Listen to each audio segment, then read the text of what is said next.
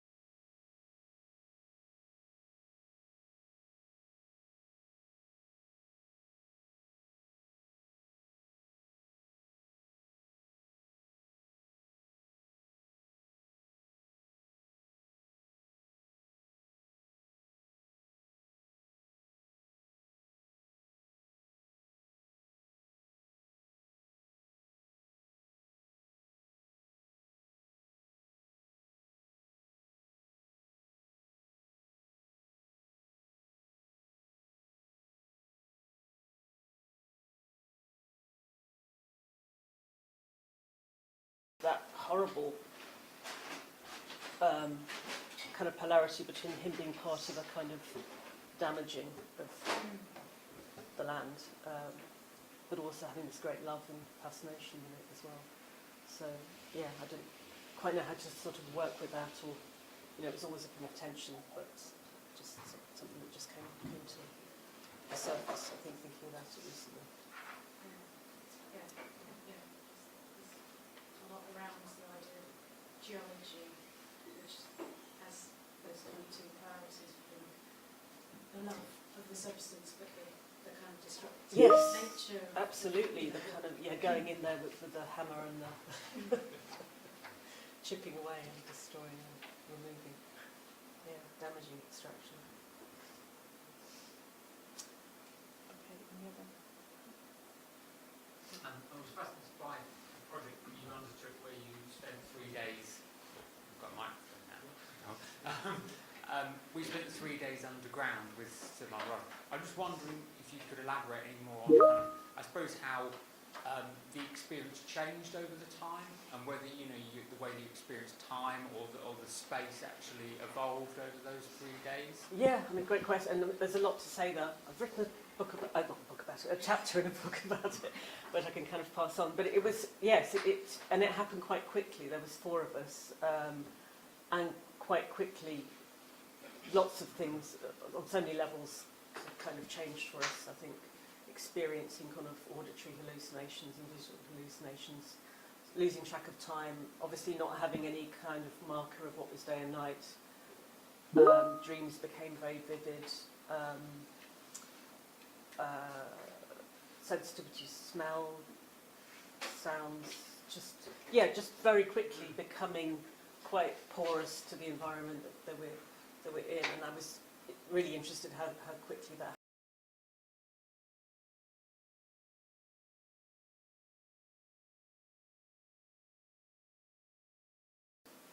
kind of extraordinary how things can break down perceptually, and you start to fill in things that aren't there. You know, I started to hear bird song.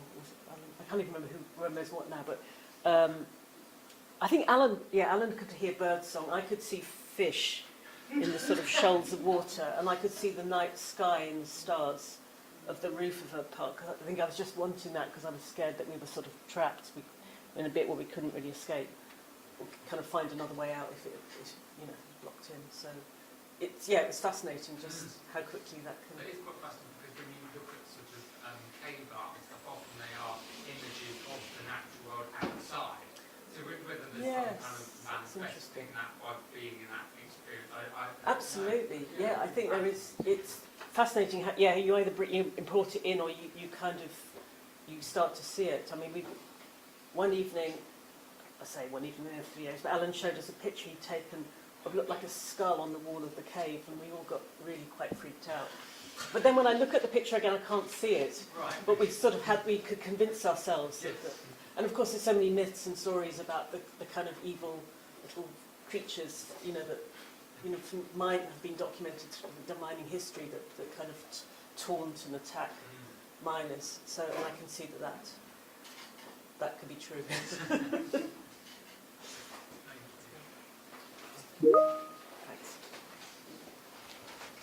Thank you.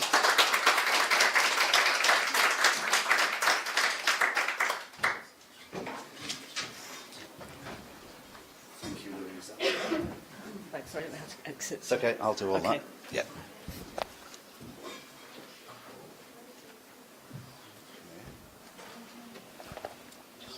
Check through time. Right. Is that you, Brian, there? Yeah, that's okay.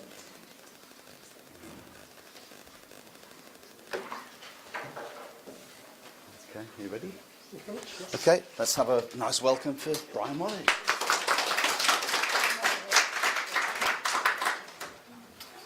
Good morning. I'm going to be talking about theology and geology, Milan and West Cumbria, in various guises, popular and unpopular, related to all sorts of things, which I won't go into now.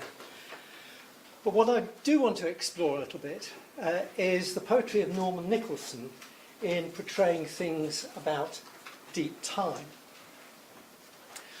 And we really have a problem in understanding what deep time is.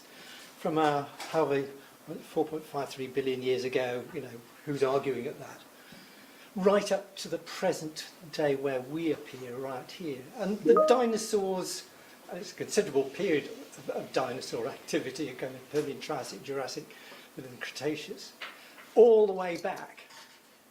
So how long is a million years? Well, house prices are going upwards to £1 million. Okay, you know, that's perceivable. Government talk about billions and trillions. But 1 million years is a very long time. And yet some of that is still exposed at the surface of the Earth, in the Canadian archipelago, for instance. But when we look at scenery around about us, it's only little bits and pieces that appear. And that is a problem in communication. And we have a problem in communication with respect to, for instance, Cumbria, the Lake District, National Park and so on. So if I asked you, or perhaps anybody else, to think of a Cumbrian poet, you would probably think of William Wordsworth, and in particular one or two images of him, the Haydn portrait in particular. If I asked you to think about a geological poem, you might scratch your head a little bit and say, ah yes, Auden's In Praise of Limestone, and maybe one or two others. But if I asked you, think of a Cumbrian poet who wrote about geology and natural history and in particular astronomy, and with a bit of theology thrown in for good measure, and who lived all his life in that really popular place in southwest Cumbria, Millom. It's a bit. This is not to disparage Millom. I'm going down there on Saturday to give a talk, and I spent quite a lot of time there. But it is a bit on the end of one of the Cumbrian peninsulas. But there, Norman Nicholson lived for much of his life, and this is a potted history. Born in 1914 in Millom, and apart from 2 years in a sanatorium where he gained TB, and that affected his life and activities subsequently, he lived there all his life. Though he died in Whitehaven, he's actually buried in there. This is, his grave is just down here looking towards Black Coo. So everywhere in Millom you have geology, and pretty much everywhere in Norman Nicholson's poetry you have geology, wrapped up with all sorts of other things. Just to give you an idea of how distinguished he was, and we think, well, we tried through the Norman Nicholson Society to get his profile better established. Between comets, these were the poets, some quite well-known ones, Seamus Heaney, Ted Hughes, Michael Longley, Norman Cake, and so on. And way back in 1964, this BBC publication, he was up there with, again, some fairly considerable poets and writers. And yet his memory seems to have been lost in the last few years. What I've been doing, in part it's related to some geological type mapping, but I won't go into that directly, is that if we take Millom here and look towards where some of his titles of poems were directed, we can look from his first book, Five Rivers, and so we have the rivers coming down here. It doesn't actually include the Duddon in that, but that's the subject of a sort of Wordsworth epistolary. So I put these as arrows directed to these locations. And these are all basically around the Second World War poems. This one here is interesting. Cockley Moor and Penrith is this one here. That is Cockley Moor. And that was just before and over the war years. A lady called Helen Sutherland, who had all sorts of people, Bloomsbury people, visiting there. And Norman Nicholson arrived there. And Catherine Raine is one of these. And David Jones, Catherine Raine, and Anne Riddler are part of what has been called the apocalyptic poets. And to a certain extent, Nicholson comes into that as well. So he's very much influenced by what went on in that particular case. And there we have another poem directed towards that. And a number of those poems around that time are also intimately biblical, if not theological. And that's something I just want to mention later on. You'll notice a peculiarity in square brackets, these numbers. They are latitude and longitude in decimals. And it means that you can trace them through GIS. You can plot them. It's much more meaningful than degrees, minutes, seconds. But that gives a direction to which we might be looking, as with some of these Nicholson poems. Now, perception of time, as I've already indicated, is a difficult one. In particular, this is the idea of deep time. And I would say that, in general, in the British Isles, in the national parks, communication about geology and deep time is either absent or very poor. You can quiz me on that later on. And one of the reasons for that is that the national park and the UNESCO site now is basically all the pretty bits. You know, the high fells and Grasmere, but it includes Whitehaven and Workington. It includes, unsurprisingly, Sellafield. Just in the same way as the national park, the first one in Derbyshire, excludes the Sockingreat, Hope Valley, cement works, which is the biggest productivity in Britain. People say, well, why do they put it in a national park? Well, the answer is, it was there in 1929 before the national park. And again, there's this, oh, it's not pretty, we'll exclude it from the national park. That has a bearing, of course, upon house prices. But if we go down to southwest Cumbria, this is what really all that's left of the mine. This is really the only thing you will see about it in Milham itself, the sculpture with the... sorry, I've forgotten the name of the artist. Forgive me, he died recently. And this is the representation of the ironworks as you see there from the 1950s. But Nicholson turned on the industrial scene, as that reference to Auden in the previous one. Even for more familiar objects of the field, farm, mine workings and so on are now enriched, as it were, from the greater Milham, in other words, encapsulating what he saw round and about him. And indeed, Milham was built upon the ironworkings, and yet you hardly see any of that. It's hardly in any sort of epitaph of the place, and yet at one point, let Milham die. And that comes into several of Nicholson's poets. Industrial places, well, okay, Iron Bridge Gorge is a UNESCO site, so why not southwest Cumbria as well? However, again, let's be controversial about these things. So here we are, the ironworks. That again is looking towards Blackcomb, which figures so much in part and parcel of Nicholson's poetry. So I put this within the wider context of geoheritage. We've got the sciences and the aspects of deep time and so on, but there's also society, people, culture, history, and perhaps one should have put art here. Sustainability, resources, quality of life and technology, and that brings us back into ideas of the Anthropocene. So a lot of these things were actually covered by Nicholson in his poetry. And laid upon all that lot is politics and economics, which basically drives the whole thing. And if you want to talk about establishment of new coal workings in Cumbria, well, okay, that's part and parcel of that.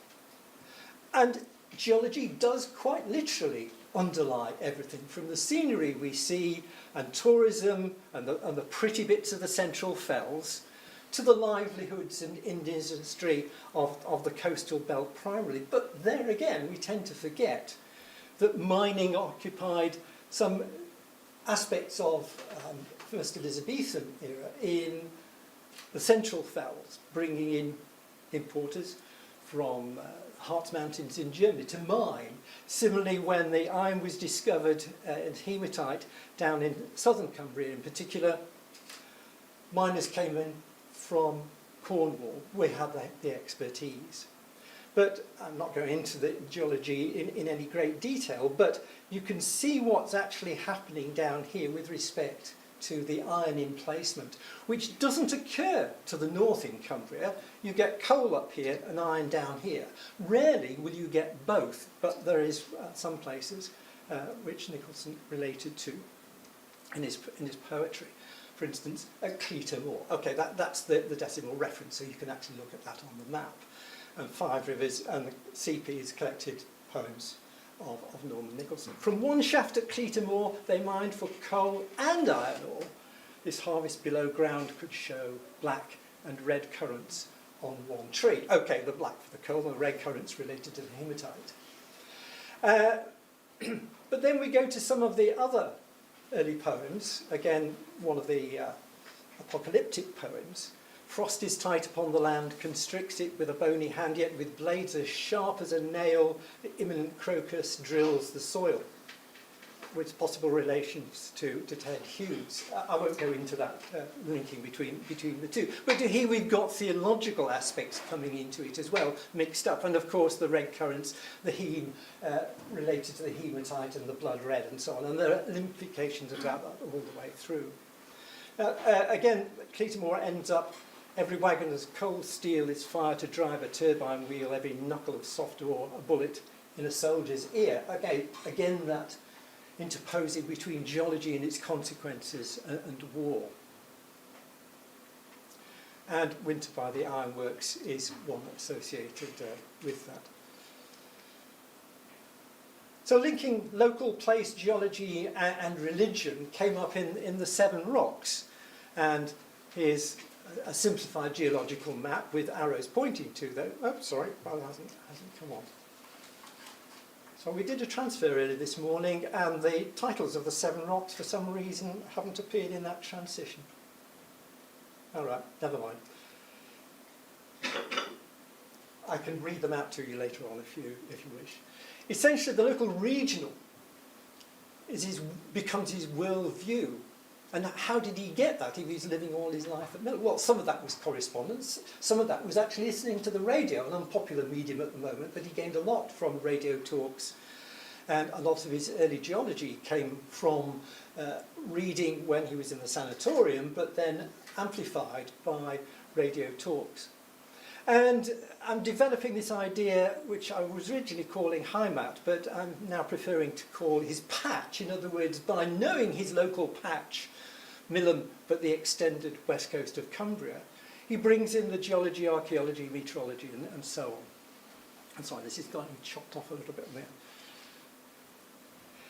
But his view, I venture, is Humboldt rather than Wordsworth. It's basically a scientific viewpoint. And Nicholson investigates the places and the evidence in front of you and then discusses it with respect in his poems and his plays and his travelogues about what he sees and how it can be interpreted. John Goodby suggested this is part of a regionalist movement, and it probably was about that time. They were introspective, looking at the apocalypse that was then looming or actually descending with respect to the First World War, but also related to their own and probably Christian upbringing in some particular ways. Nicholson wasn't, sort of, as it were, overtly Christian, but he certainly didn't eschew it completely like some poems of the time. But Nicholson's regionalism is a knowledge of this local patch, and here that's St George's, and there's a very fine stained glass window in there commemorating Nicholson's work. So here is Nicholson and the ironworks. But what you see now is the Miners' Arms, which is a pub in a village about 3-4 kilometres north of Haverig.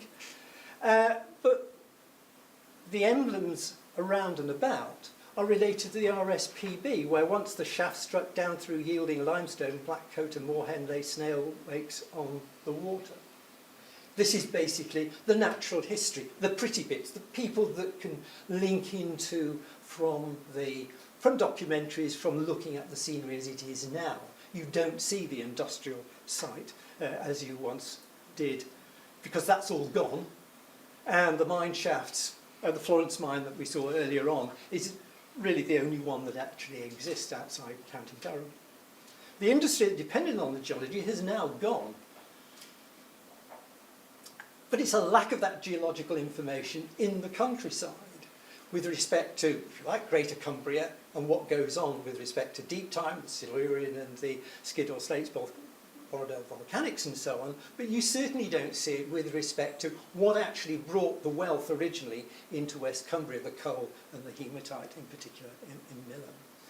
So we can actually start to develop ideas of looking at a direction of his thought paths, if you like.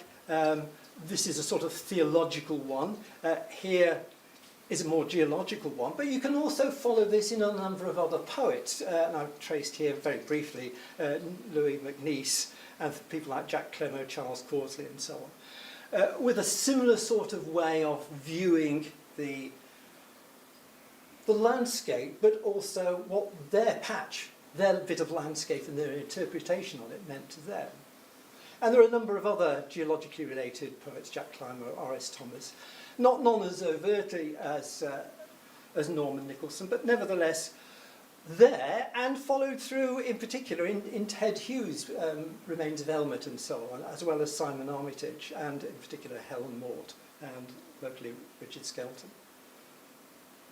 So iron in the landscape, iron in the soul of Millom, because Millom wasn't there until the 1850s. It built up as a railway town to the exploitation of the the rich hematite.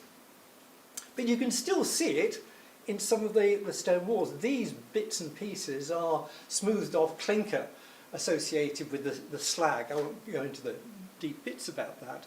But when you look at basically the 7 rocks, the colours here, the hematite doesn't appear as an actual rock stratum, but within that limestone, the hematite was injected, basically from a hot volcanic spot, no volcanoes, but a hot spot under the Irish Sea, sending mineral-rich waters and depositing here.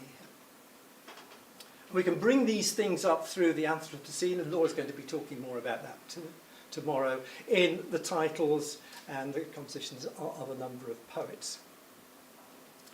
And he has a number of unfavourable outcomes.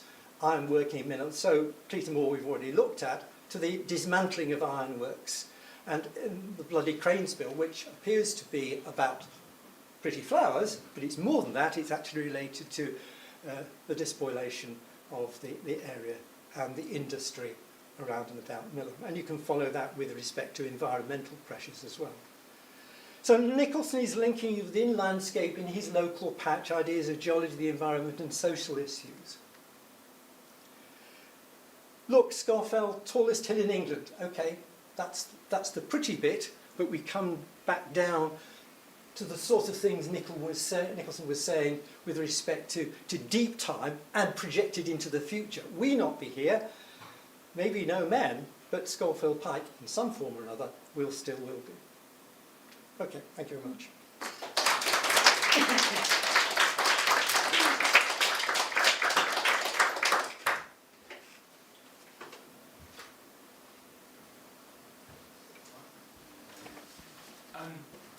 That was really interesting, thank you.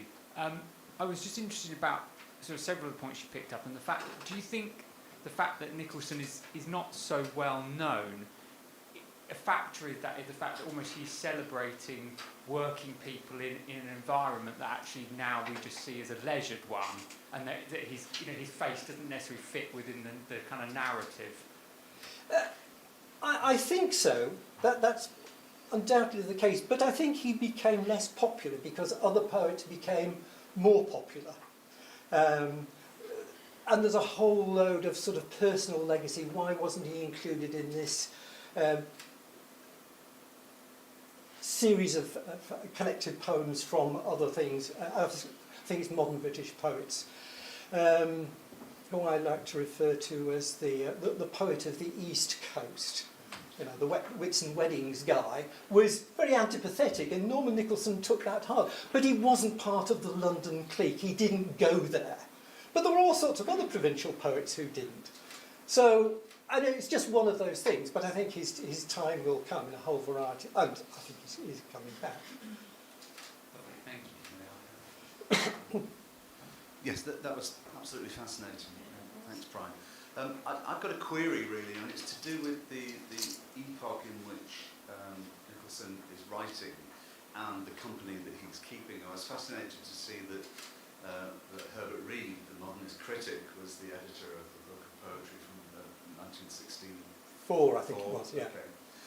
Now, what's really interesting is that Reed himself, in representing high modernism in Britain, also championed people like Nan Gabo and the other Nicholson, who wrote a very important book in 1933 called Circle, Yes. which was a development of the Constructivist Manifesto when Gabo was part of the Soviet Revolution, of course. And within Circle there is certainly an appreciation of geological things, particularly crystalline structures, which they're viewing as kind of intellectually perfect. The whole idea of abstraction being perfect equilibrium. So some crystals can represent that, as well as the circle itself and so on. My question really is, how much do you think Nicholson was either on board or not on board with those kind of high modernist values, which might, of course, if he's out of step with those, might, of course, have him being left behind in terms of that discussion and discourse? After he'd abandoned sort of Elliotism and those sorts of things, as a number of poets did. I don't think he actually bothered. He said, this is my patch, these are the people around about me, this is the geology, this is the scenery, and I will write about it. And that was the sort of thing that it is now possible to take in looking at deindustrialisation and so on. And I don't think he really worried about it. It's interesting what you say about constructivism, and in particular Namgabo and so on, because the Nicholsons went to Cotley Moor, so there was probably some interplay. But I think Nicholson was probably more affected by music that he heard. He was a great music fan. So I'm starting to explore things like Vaughan Williams. Okay, it came a little bit before him, but a whole variety of ways in which landscape was looked at by composers, basically. But that's a bit difficult because we don't actually have very much material from Nicholson. A lot of that was destroyed, and we don't really know what he listened to. But he certainly did listen to the radio a lot, and that was the sort of time of the proms and things like, you know, Belshazzar's Feast. And all that sort of. Yes, and I suppose Holst as well. You know, the Yeah, reinvention of the folk themes and the bucolic and so on, with reference to land and so on. Hi, thank you. That was very, very interesting. So I often do this when I ask questions. I think as I talk, so bear with me because I'm trying to sort of unravel a thought. But I was interested in your use of the term "my patch" because that's a kind of quite downplayed. It's quite sort of utilitarian almost, and I mean I'm sure that's conscious. But then I was thinking about something I read written by Barbara Hepworth about how the landscape of Yorkshire had influenced her sculpture, and particularly she talks about driving up and down in Yorkshire with her father, who was a surveyor, apparently. And I wondered whether you thought that there was any kind of bodily connection to the landscapes that he knew. Because my patch is quite sort of deflecting of the body in a way, and geology, in a sense, that kind of depth, that, I mean, you know, one can think of the body as geological or as a landscape. So, which it seems to me, Hepworth is kind of, you know, orientated towards. But I wondered how much, in a sense, it was your reading of his relationship to the landscapes that he obviously knew very well, or how much you think that was his perspective, this is my patch, rather than it's my soul or my body or something else. Yes, we could discuss this for a long time, but in brief, patch is my most recent word to substitute for Heimat. And that has Nazi connotations. And I've been trying to look for another word in English that will encompass the person looking outwards, these directed things. Oh, yes, of course, he brings himself into a whole variety of these things, and sometimes really quite personally. My uncle Jack, who died when 50 tons of iron ore dropped on top of him in the mine, that sort of personalisation. But the very fact that we travelled this coastal strip, looking and mixing with the people in the WEA at the time and also, bring that area into, but it's not regional in the sense that regionalism is supposed to be. It's not provincial, though it is in one sense, but provincial has this almost looked down upon. You know, it's provincial, it's the non-London, not part of us type of approach. So patch, and if you've got a better word for it, then that's absolutely fine. But that's what I'm thinking of at the moment, is the best way to think about Millam-based Nicholson looking at all sorts of other bits, with similarities in terms of the industrial towns and villages in West Cumbria for a start. Thank you. There's always the Cumbrian bit. Yeah.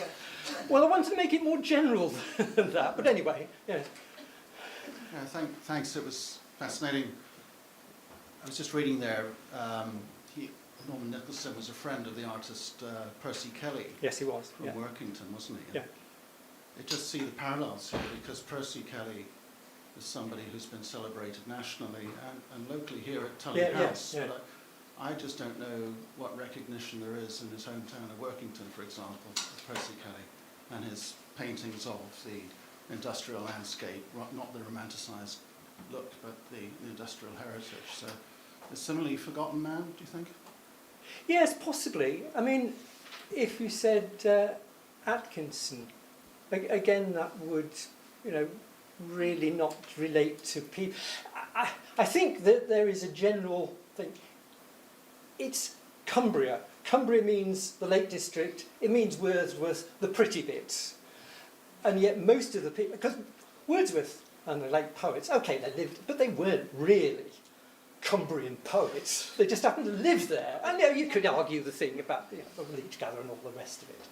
But I mean, that was part of a romantic movement rather than a nitty-gritty movement, which people like Percy Kelly and because they're of a later era when Ruskin didn't like the smoke drifting in from the coast and didn't like the railways, and nor did Wordsworth and all the rest of it. And yet those proved to be the way in which people could get out and about. But people don't visit Millom now for its industrial heritage, partly because there isn't any there. But nevertheless, it could be. I mean, people visit the Beamish Museum in Durham as part of that industrial heritage, Ironbridge Gorge. But it just isn't celebrated. And I think the poets and the artists, Sheila Fell's another example on the artistic thing, that are not celebrated perhaps enough. Mm. Maybe it's a Cumbrian thing. Maybe the Yorkshire people like Ted Hughes and Nicholson and so on made a bigger impact by talking bigger. Well, there's no sentimentality about that. No. Hard work history, is it? Yeah. I mean, it's just a job, Yeah. and it was supplanted by nuclear, so it's hell for leather for nuclear now. That's all they're interested in largely. Okay, there's a new coal mine on the horizon, but nobody else.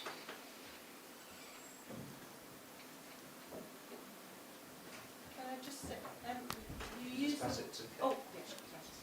you use the word celebrate several times, and I was thinking about in terms of the poets that we're talking about and the artists, that kind of makes sense to me. But do you think like things like the Beamish Museum and potential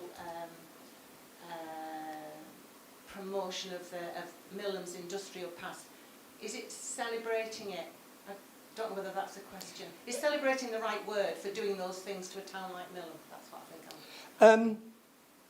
Well, it's a word as good as anything, but it isn't really celebrated, or Nicholson isn't really celebrated. Okay, in the library there's a bust of Nicholson and so on. And I haven't conducted a population survey to see how many people know about Nicholson, but it's not the thing that, we're trying to buy Norman Nicholson's house at the moment, but and to make that a centre for people going there, artists in residence and all that sort of thing, to say, yes, you have, and I think an increasingly celebrated poet, but all sorts of other things related to that. Be proud of the town that it was, and the town that it is still to a certain extent, but it sticks out there. It doesn't have the heavy industry in Barrow, it doesn't have the nuclear submarines of BAE Systems and so on. Yeah. So it lacks something, Yes. but I'm not quite sure what it is. But if you would get more tourists down there, the roads are hell. Yeah, I'll just be on down the bottom end, so I do know what Right, you yeah. about the roads. Yeah, it was just that, I was just interested in that idea of celebrating. It sometimes feels to me, I don't know, maybe just not quite. Well, maybe not, but I think that the geology and the scenery and so on can, with a re-emphasis, actually bring that out, because he of all poets did actually have something to say, not only about the geology, deep time and so on, but the influences on the working people of Millam and southwest Cumbria. Absolutely. Thank you. Right.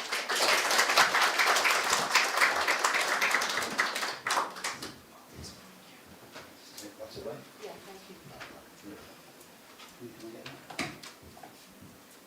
That's on that, thank you. And I'll get you set up. Thank you. Say again. I'm doing my own time. Yeah. Do you want me to do it?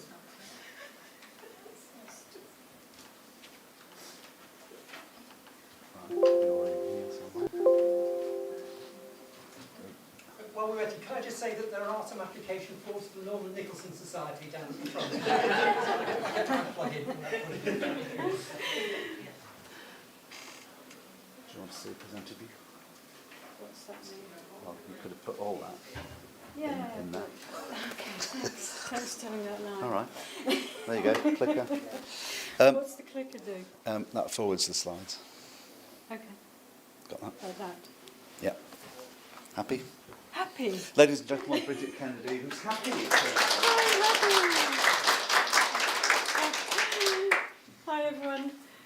Yeah, I think my notes say introduce myself, which sounds really bizarre, but it's there. But what I haven't put on there is I also work at Killip Lead Mining Museum, which seems kind of pertinent to say in relation to the way that the conversation's been going. And it introduces a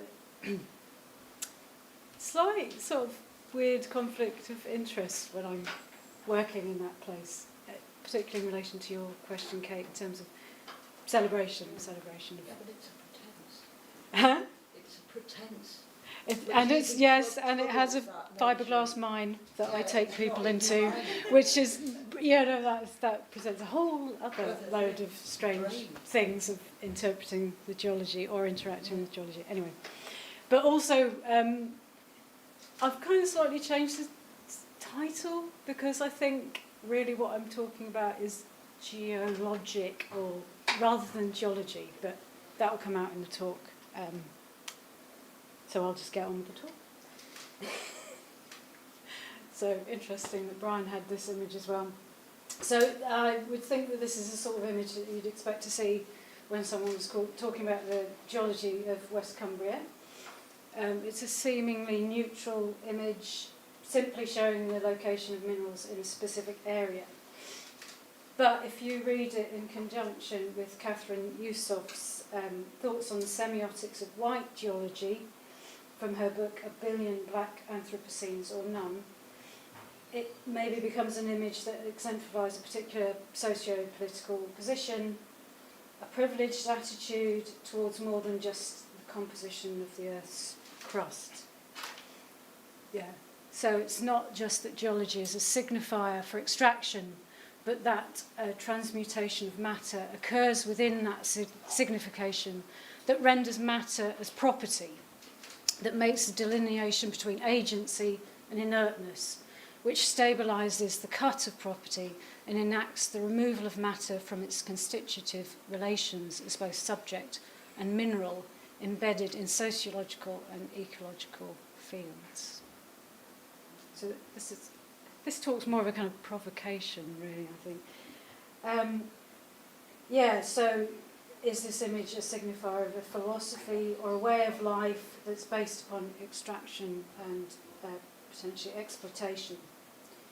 So extracting, taking away the industrial processes carried out in these areas of mineral abundance may eventually be adding in terms of manufacture of the production of manufacture and production of material wealth, but not necessarily for the benefit of the populations or the environment at the point of extraction.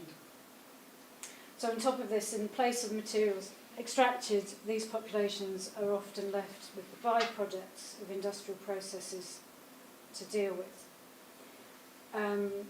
So that might sound a bit extreme when considering the now kind of fairly genteel look of a lot of the post-industrial landscapes in Britain. And again, I think Bryan was pointing to that with some of the images that he had. These landscapes or environments have been softened by vegetation over time, developed as community assets, such as parks or recreational areas. But for many global communities dealing with these industrial byproducts and processes are still very live and lively situations. And as Elizabeth Ellsworth and Janie Cruz wrote in their introduction to Making the Geologic Now in 2012, it's becoming more and more difficult to deny that non-human aspects of the geologic have been objectifying, testifying, proposing and breaking out, or that they've been doing so with growing intensity and human consequence. The densities and locations of human habitation on Earth, especially in highly technologised urban areas, make humans vulnerable to and aware of geologic forces and change in new ways.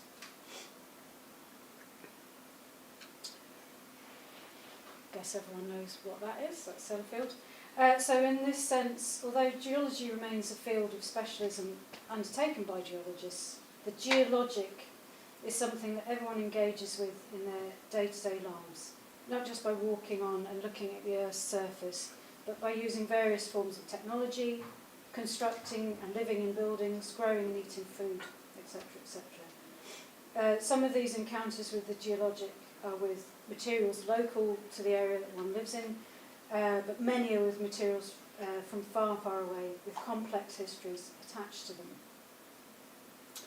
So it occurs to me that what Ellsworth and Cruse have written here might be a very interesting statement to consider together with the citizens of the Borough of Copeland, who are currently undergoing the process of consultation around hosting a deep geological repository for the radioactive waste currently housed at Sellafield.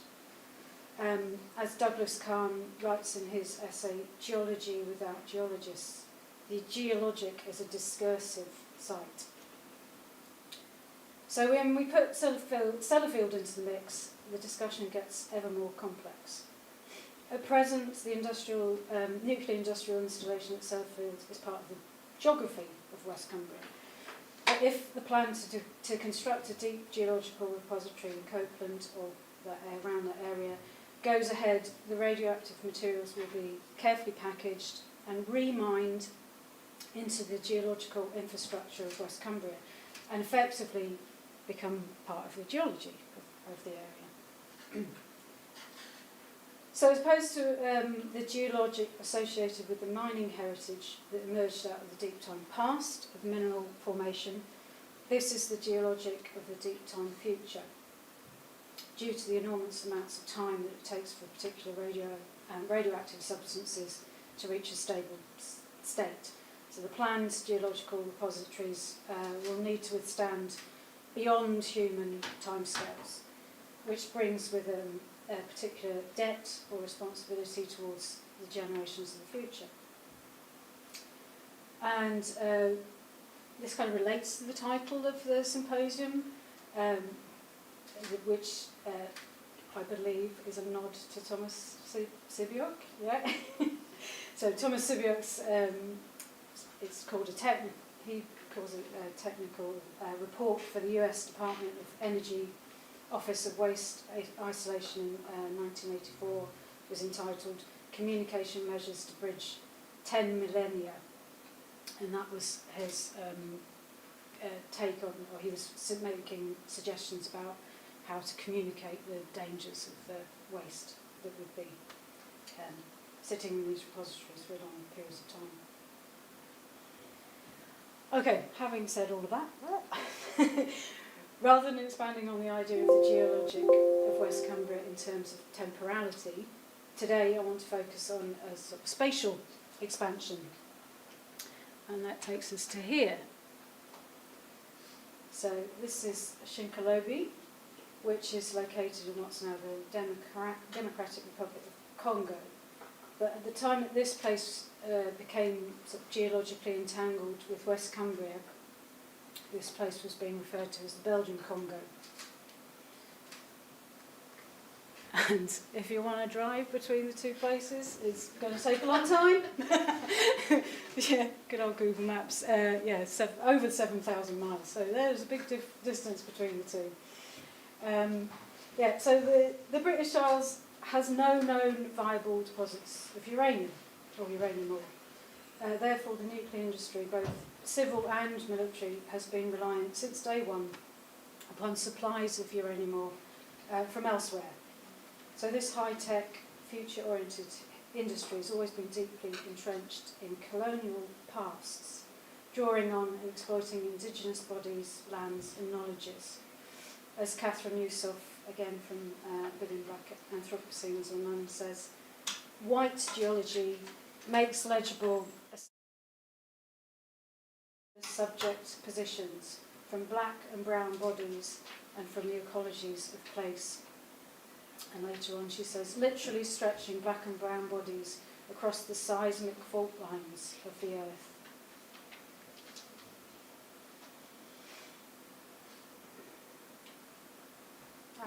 So what catalysed this geological entanglement across over 7,000 miles was the presence of uranium ore in the landscape of the Katanga province. So uranium ore occurs in several locations around the globe, but until the late 1940s, the only known productive uranium deposits were those in the Congo. And that Congo, as I said before, was under the colonial rule of Belgium. And at the height of its power, the various Belgian business interests in the Congo controlled 70% of the Congolese economy. According to Tom Zweller in his 2015 article for Al Jazeera America, which was entitled In Congo, Silence Surrounds the Forgotten Mine That Fueled First Atom Bombs, the name Shinkolobé refers to a particular kind of boiled apple that would leave a burn if it was squeezed. Other sources state that it was the name of an indigenous thorny fruit, as well as slang for a man who's easygoing on the surface, but who becomes angry when provoked. So there could be a whole talk about the name of this place, but it's safe to say that the people who lived in close proximity to this mineralogical deposit had a good idea about its potential power, and that's reflected in the name they chose for the place. Okay, so here we see colonial rule at play. This is people who obviously work, and their family who work for the Union Minière de Haute Katanga, playing tennis. In Katanga province, the colonial presence was strongly exerted through this mining company, Union Minière de Haute Katanga, which was an Anglo-Belgian mining company, and it operated in the Copper Belt region between 1906 and 1966. And the company was allocated 20,000 square kilometres of mining concession in Katanga. And we always relate areas to Wales. It's just shy of the size of Wales. Thank you, Wales. Okay, so with this in mind, I want to bring us back to Catherine Yusoff. Graphia of rock is no less subject to world building than attempts to calcify origins in projects of nationalism. Origins draw borders that define inclusion and exclusion, and their focus is narrow, narrating a line of purpose, read progress, and purposefulness, read civilization, while overlooking accident, misdirection, or the shadow geology of disposable lives, waste, toxicity, contamination, extinction, and exhaustion. There's not geology on the one hand and stories about geology on the other. Rather, there's an axis of power and performance that meets within these geologic objects and the narratives that they tell about the human story. So, as early as 1915, a prospector working with the Tanganyika Concessions Limited in Katanga, a company, stumbled upon one of the purest deposits of uranium ore at Shinkolobé. This prospector was called Robert Rich Sharp. He was originally from Gateshead, and he was actually looking for copper, but he heard stories about people who lived in this near to Shinkolobé that were rubbing mud on their bodies, and the mud was colourful.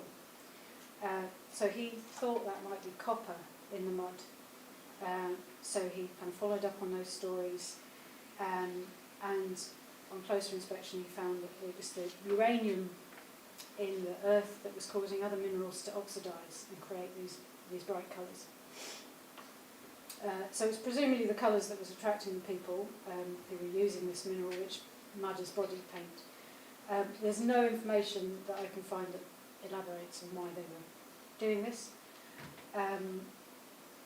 But Sharp wasn't interested in the mud for the aesthetic qualities. He knew the economic value of uranium because of Marie Curie's experiments with radium, because radium's a daughter element of uranium. So this whole thing began a 20-year-long mining operation for radium at Shinkolobin. Eventually the market value dropped, stockpiles of the ore began to accrue, and the mine was eventually abandoned. So there was a temporary lull in the uranium market.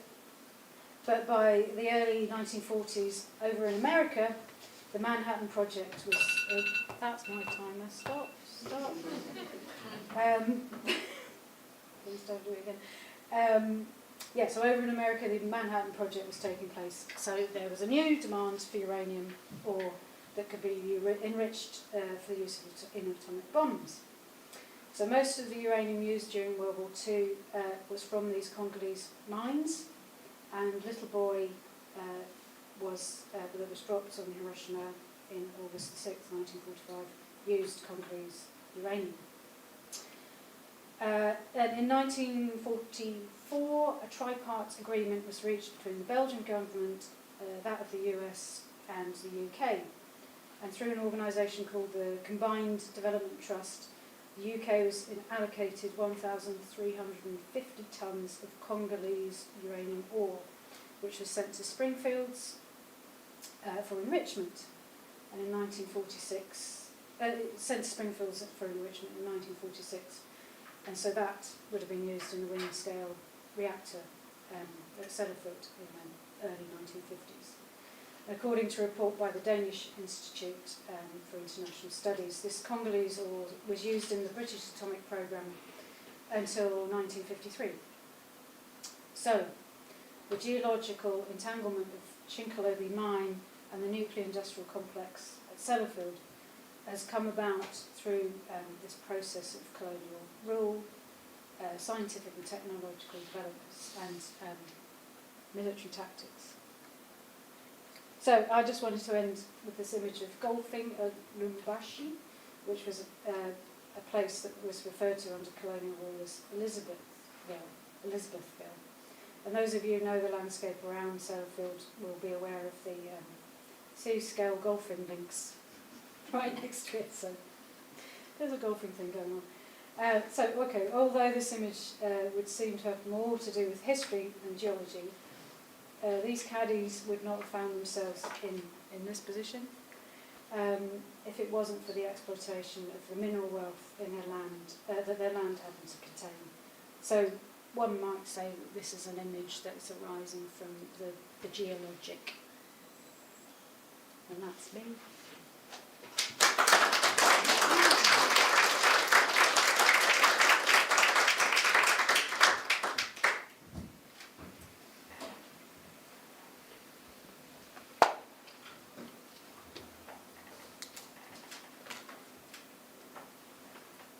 Hi. I'm quite interested in the fact that you're talking about the uranium from the Congo. Does this work? I don't know. Just hold it for a minute. It does for the live feed. It's fine. Oh, right. So if I understood what you're saying right, the uranium from the Congo came to Sellafield, and now the people of Copeland are kind of in the process of consultation about this mineral becoming part of the geology around Sellafield. Are you making work around that? I mean, could you talk a bit about the way that? Yeah, that's the bit that I didn't put in the talk. Yeah. Could you talk about it now then? Yeah, I mean, I'm sort of in the middle of a PhD that's looking at Sellafield and Deeptime and trying to think about the radioactive waste as a kind of living entity. This thing that is, it's not static, even though it's kind of stabilised. I'm looking particularly at the vitrified waste, but it's that is the kind of characteristic of it, and that's what gives it this long life is its radioactive And then you decay. talk about in terms of life. Yeah, it's interesting actually that you said something in your talk, Louise, that talked about death, that implied that there was, in fact, for there to be death, there has to be life. Yeah, so I suppose the kind of approach that I'm taking in my work is this, to try and reverse the idea of the inertness of these materials. And the work that I've got in the show in the Vallon Gallery is a way of, I've made these little objects that combine lots of different materials. The bentonite clay that kind of binds them all together is a material that's going to be used to backfill geological repositories, so it's the kind of binding, I think of it as the sort of binding material. And then different mineral materials, some from kind of supplements that you might take into your body, some from just from the earth, are combined into these tablets that I'm giving a voice to. So they speak. I'm using a kind of framework of tarot, so they speak to the future through their voice, but then each kind of mineralogical element has a particular voice that then comes together in this card or tablet that then speaks its own voice. Does Sellafield know that you're doing it? I've attempted to. I've been into Sellafield once, and I've had contact not with the main sites, but with the National Nuclear Laboratories. So I've been to visit the non-active sites at Workington. I gave a lunchtime lecture there, so yeah, certain people are aware of what I'm doing. Because, as I understand it, and I don't live here anymore, but I understand they're trying to sort of make amends and they're funding art projects and things. Oh, well, yeah, there's a huge art project on the horizon for West Cumbria, which the focus isn't on nuclear, but obviously it's there in the mix with Sellafield and so on. Sellafield is always funding community projects and things, but yeah, it's interesting that at the moment there is this very large art project that is I guess the thinking behind it is a rejuvenation of that area. Yeah, and Sellafield itself is actually closing down, isn't it? Yes, over the next 100 years. Yeah, there's about 150 year lead up to the end state, an end state being a point at which the National Nuclear Decommissioning Agency, I always want to call it authority, won't have to kind of tend to the site, so it will just be a greenfield site is one of the imaginaries for that site. Okay. Whether it hits that time scale or not, I don't know.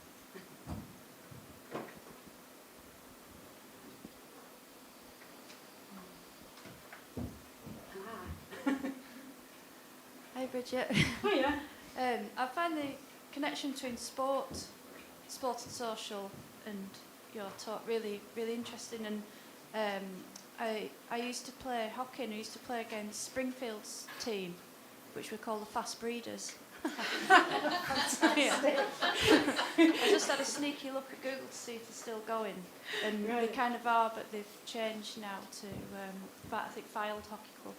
I just think it's really interesting the social aspects that can spring out from these kind of extractive ventures. That's all I just wanted to make that comment. Yeah, absolutely. And there's a brilliant book by, I want to say Kate Brown, Plutopia. Is it Kate Brown? Yeah, where she's looking at nuclear or atomic communities, and there's a lot of emphasis on sports clubs and recreational facilities, and the benefit that these big industrial complexes can bring to quite often remote, peripheral communities. Yeah, so there's a really big, strong connection between transport and nuclear. It's interesting that you say that, and it's like the influence of the Methodists around Killip. Yeah. That microphone gets Sorry. Yes, I was just commenting, Bridget, that is very similar to the Methodist involvement in some of the North Pennines mining communities, where they would set up reading rooms and education facilities and engage with that social aspect around the mining that was taking place. Yeah, yeah. I mean, it's a very complex relationship. You know, I'm very aware that there's lots of people that work at Sellafield. There's a lot of good or benefit that has come out of that. It's largely monetary. Yeah. Yeah. Hi. It's really just a point of information that the French got their radioactive material for processing for their bomb from Gabon, and there's a place called Oclo where they got it from, and that is the site of the only known natural nuclear reactor. Yeah, yeah, I know that Susan Shipley has made a fantastic film that kind of brings that to life. What's that film called? Is it called Trace Elements? Sorry. Yeah, I'm looking at you. Yeah, no, that's, yeah. And of course, there are many, many other places around the world where uranium ore or uranium ores have been extracted. And yeah, lots of communities that have been affected by that.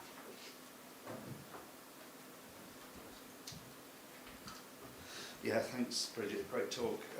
Oh, my last slide. I forgot. I There you was, go. there it Just, is. they're all online. I was really interested in what you said right at the beginning about about deep-time geological repositories and how they might be imagined. And it was really interesting to think about the incubation of those. So rather than excavation, they become incubations, and we place things in there. And again, trying not to romanticize deep time, which is in and of itself kind of a problem, but one can imagine the future mining opportunities for plutonium and various other fissile products in there. And there was something about thinking about that in relation to looking at your work the other day. And I'm just wondering how kind of foregrounded that is in your mind when you're making this work. In terms of the sort of discovery of my work as a sort of artefact in the future, is that, or the, I suppose throughout this PhD project I've been experimenting with time in my approach to my work. So sometimes I'm kind of approaching making as if I'm a character from the future, or I'm a time traveller, so I'm someone who's got the benefit of foresight from the future, but I've come back to the present. So it's time is a big kind of element within the work, but in a very sort of in an imagined way. I mean, it can only be in an imagined way. That's why we draw so much science fiction when you talk about nuclear cultures and you talk about deep time future science fiction. You mentioned J.G. Ballard. It's there. It has it's our. We have to use our imaginations to put ourselves in those positions in the future, I guess. But use our imagination to think about the past as well, I guess.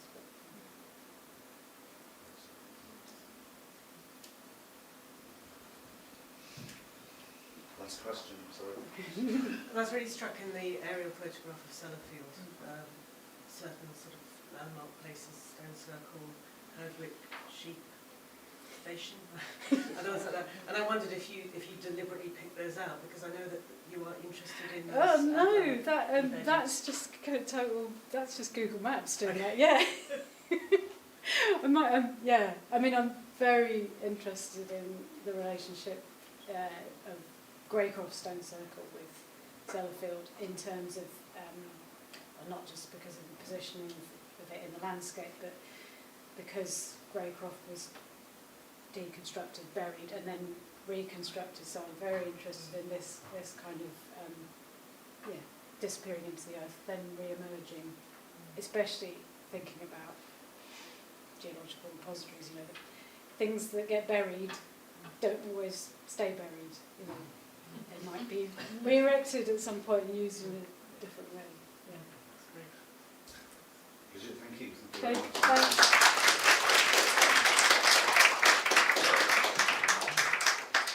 Well, we've reached that point in the day, or the morning I should say, when we can actually pour coffee and tea and the wonderful confectionaries that are available for you in the refectory. So see you all back here in 30 minutes.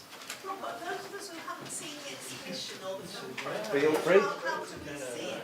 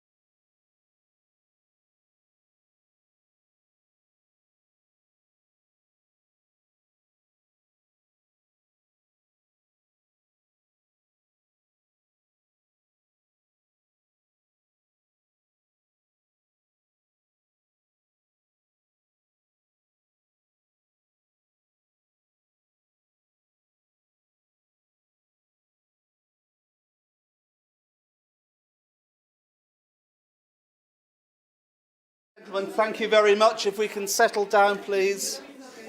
We're on a tight schedule here. Right. Are you chewing boy at the back? Yes, you, Wilson. It does make me feel a bit like a schoolmaster, I must say. Welcome back to part 2 of about 5 today. We've innovated with a light so that our wonderful speakers can actually read what they've written. And Stevie at the back, and turn around and say hello to Stevie at the back. He's live streaming everything. He's the technical genius and an even better dancer, I have to say. But there we go. So we're live streaming the event, which is kind of exciting and terrifying at the same time. And that's why we need to illuminate the speakers, because our earlier experiments with lighting, courtesy of Professor Wilson, has helped us to learn very rapidly. Also, I'd like to thank Owen at the back, who's been light control manager, unpaid, throughout the morning. So somebody's going to have to take over when he's actually doing a chat this afternoon, this morning, which is, in fact, probably now, Owen. If you'd like to, I was going to say gallop down the front, but that's probably not a good thing for anybody to be doing. We'll just cue you up.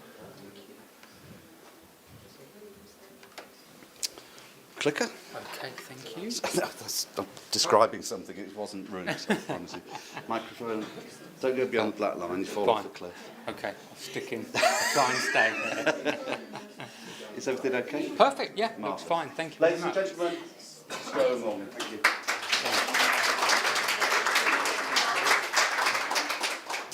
Hello, everyone. Good afternoon, just about. My name's Owen Morgan. I'm by profession a landscape architect and designer, but at the minute I'm also doing a PhD at the University of Cumbria, looking into kind of upland land management, but looking at that through a kind of socio-cultural aspects of hill farming communities. So today I'm going to talk to you a little bit about how geology, hill farming interact to create the kind of dry stone walling kind of cultural landscape that we might be aware of in the uplands. So yes, we're going to whiz through a few things. We're going to talk a little bit about geology, a little about those historic interactions, how that looks now, how geology informs that kind of walling culture, and also the kind of cultural manifestations within that. So, we've all seen variations of this today. Here's my variation. So, I'm not going to linger on this. I'm not a geologist, but the point for this is Cumbria. We've got a very unique and diverse bedrock. You know, the geology there is very diverse, and especially in comparison to other areas. So that's the North York Moors, that is the Yorkshire Dales. You can see those areas are predominated by one or two major rock groups, which affects the kind of vernacular material that there is to work with. So in Cumbria, just as a brief run through, we've got all sorts of things to play with. So we've got the kind of Borrodo, sort of the slates that we associate with kind of Keswick and the northern lakes. We've got lots of little what we call granite extrusions, which is where kind of lava's pushed up through the other rocks over a period. And you can see that in the kind of pink and red highlights here in Ennerdale and Shap, creating very, very hard stones, very difficult to manipulate kind of blocks. Carboniferous limestone, get very unique to the kind of northwest of England. Again, creates a kind of unique vernacular material. Up where we are up here in Carlisle, we're obviously probably all used to the kind of Triassic sandstones, but again, that same vein appears out on the west coast as well, kind of in St Bees as well, so we get these variations. And also real oddities like the Melfell conglomerate, which is actually the residue of huge kind of monumental flooding in the past, which washed down huge amounts of material from the uplands, what we now know as Lake District, and formed them into these really odd kind of rock structures. So the materials we've got to work with in Cumbria are actually quite interesting and diverse. And we'll look at the implications that has in terms of walling in a moment. What I wanted to do is just a brief kind of dip into agriculture and that interaction with geology. So if we're talking about dry stone walling, what we're probably talking back in Cumbria is going back to the Vikings. So the initial Viking settlement, they used to ring their kind of farmsteads, kind of contain, that's a kind of image of a traditional, what we call a kind of Viking farmstead in the middle, and then actually the kind of inner field system was bounded in some way. Now traditionally that was often done in fencing, something like that. But actually, when they came to the Lake District, when they came to Cumbria, actually huge amounts of available material in the form of a kind of vernacular rock. So they actually moved to doing that. So that is an example, just over the border in North Yorkshire, of a kind of almost a rubble wall that they would have used to delineate their space. And that concept was sort of retained within agriculture, went into the kind of medieval period. That's a Borrowdale slate boundary wall from kind of Ambleside. So that developed when we look into the kind of medieval period. So the medieval period, they built on that. So as opposed to having just the outer ring that delineated their kind of farming system, they actually began, because of the increase in population, actually to use more space for agriculture. So they actually started to break that up a little bit more, and we can see a kind of field system like we might see now starting to develop. This is Wasdale Head in the middle of the Lake District, and that is as of today, and that still retains its kind of medieval field system. And all those little wiggly lines that you can see that break up the field, that's been created through dry stone walling. So they've taken, basically they had huge alluvial deposits of rocks. You can see the river there. That whole valley was full, again, kind of glacial and alluvial deposits of these kind of beck stones. And when they tried to expand their agriculture, actually, they were digging that out of the fields. They had huge quantities of this rock. And what would they do with it? Well, actually, they formed these beck stone walls, as you can see here, breaking up the kind of land into different uses. So that's how the kind of, those walls started to kind of perpetuate our agricultural landscapes. Moving, I guess, to what we see today, or modern farming communities, this is what we call the kind of cultural landscape of the uplands. You can see kind of mosaic of fields that's contained within, using dry stone walls predominantly as their boundary, and then going up onto the, in this case, a kind of heather moor and beyond. So if anyone's been in the kind of uplands of northern England, they've seen variations of this. And this is the kind of, this is the farming system. This is an upland farm, with the building at the centre and varying types of land use around them. So we've got what we call an imbi, which is the kind of best quality land that's close to the farm. We've got intac, which is in essence, or allotments, which are land that's been taken back from the moorland and used within the farming system as you go up the hill, and the open moorland beyond. And generally speaking, those are all contained and managed using dry stone walls, which obviously utilising the kind of geology that's there. So that's kind of where we are today, I guess. Now, specifically, won't linger on this too long, but this is fascinating to me as an architect, but maybe not to everyone in the room, but there's a couple of sentient points in here. There's lots of varying styles. I'm going to look at that a little bit, but there's some key kind of components to the whole thing, and I'll just touch on these briefly because I will mention as I go along. A dry stone wall is in essence careful placement and stacking of walls. There's no mortars involved. It's literally just by placing stones together and using their natural weight to hold them together to form structures. Usually they all have certain characteristics that we would see. Throughs, which are stones that go the whole way through the wall. Top stones or coping stones that sit on top to add weight. And you can see there's lots of variations about it. But the skill is in utilising the geology that comes to hand. These aren't using materials that come from long distance. They're usually using materials that literally come out of the field themselves. And the skill is learning to utilise those in such a way to construct walls that have longevity and actually add a function within the system. So how the geology directly impacts walling, we're going to look at a little bit more detail here. So we're going out to the kind of East Cumbria. This is a geological map showing this kind of region of the North Pennines. And what we're talking about is this big area of blue that we can see on the right-hand side are the Pennines themselves, actually Crossfell and the Pennines. And what we can see here in the yellow and red on the side is the valley of the Eden Valley. And we've got two very different geological things going on. We've got the kind of hard limestones of the Pennine Ridge to the right, and we've got this kind of sandstones, the St Bees sandstone formation on the left-hand side. What happens in between those is quite fascinating, because you've got granite extrusions coming in where, in essence, in the past, lava, it's forced its way up between the other rock groups. So we've got the wind sill, which is that orange, that purple line coming through here. And then we've got this mishmash of all sorts of different geology going on. Now, what happens in terms of the cultural landscape when that happens? Well, if you go up on the Alston block here, up onto the limestone of the Pennines, this is what you see. And you can drive for miles and miles and miles, and this is what you'll see. They're generally all built pretty much the same, out of this same kind of block, this block stone, because of the nature of how it was formed, it shales off in these relatively thin kind of strata. So that's utilised within how you build with it. So you've got these through stones that go projecting throughs. They're called, so you can see they go the whole way through the wall, and they add structure. And then it's a matter of kind of stacking, utilising the stone to stack and build the structure as it is. So that's fine. So you go up there, that is what you're going to see wherever you go. This area here is a totally different story. So this map probably shows that's about 10 miles, maybe slightly less top to bottom.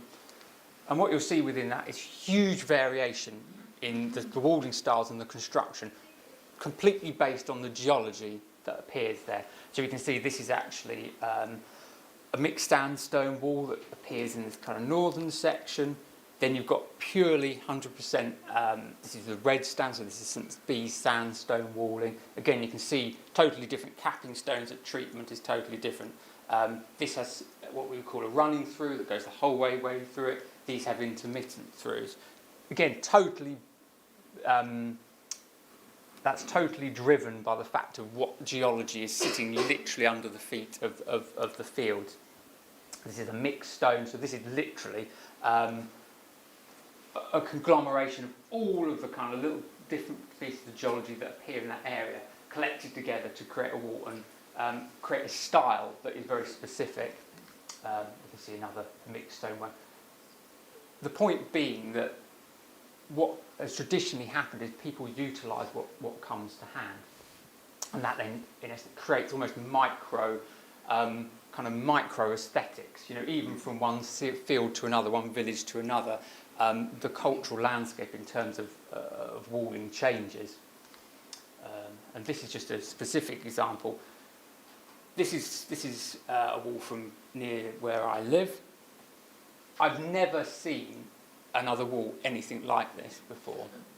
It's unique to literally a couple of fields in the area where I live. And again, that's down to the geology. So I've got a picture. So that's where we're talking about. So we're sitting right on the edge of the sandstone, which you can see here in the tops, and these throughs coming through here. And then a real mix of kind of glacial debris and eroded kind of igneous intrusions. And that's what this is.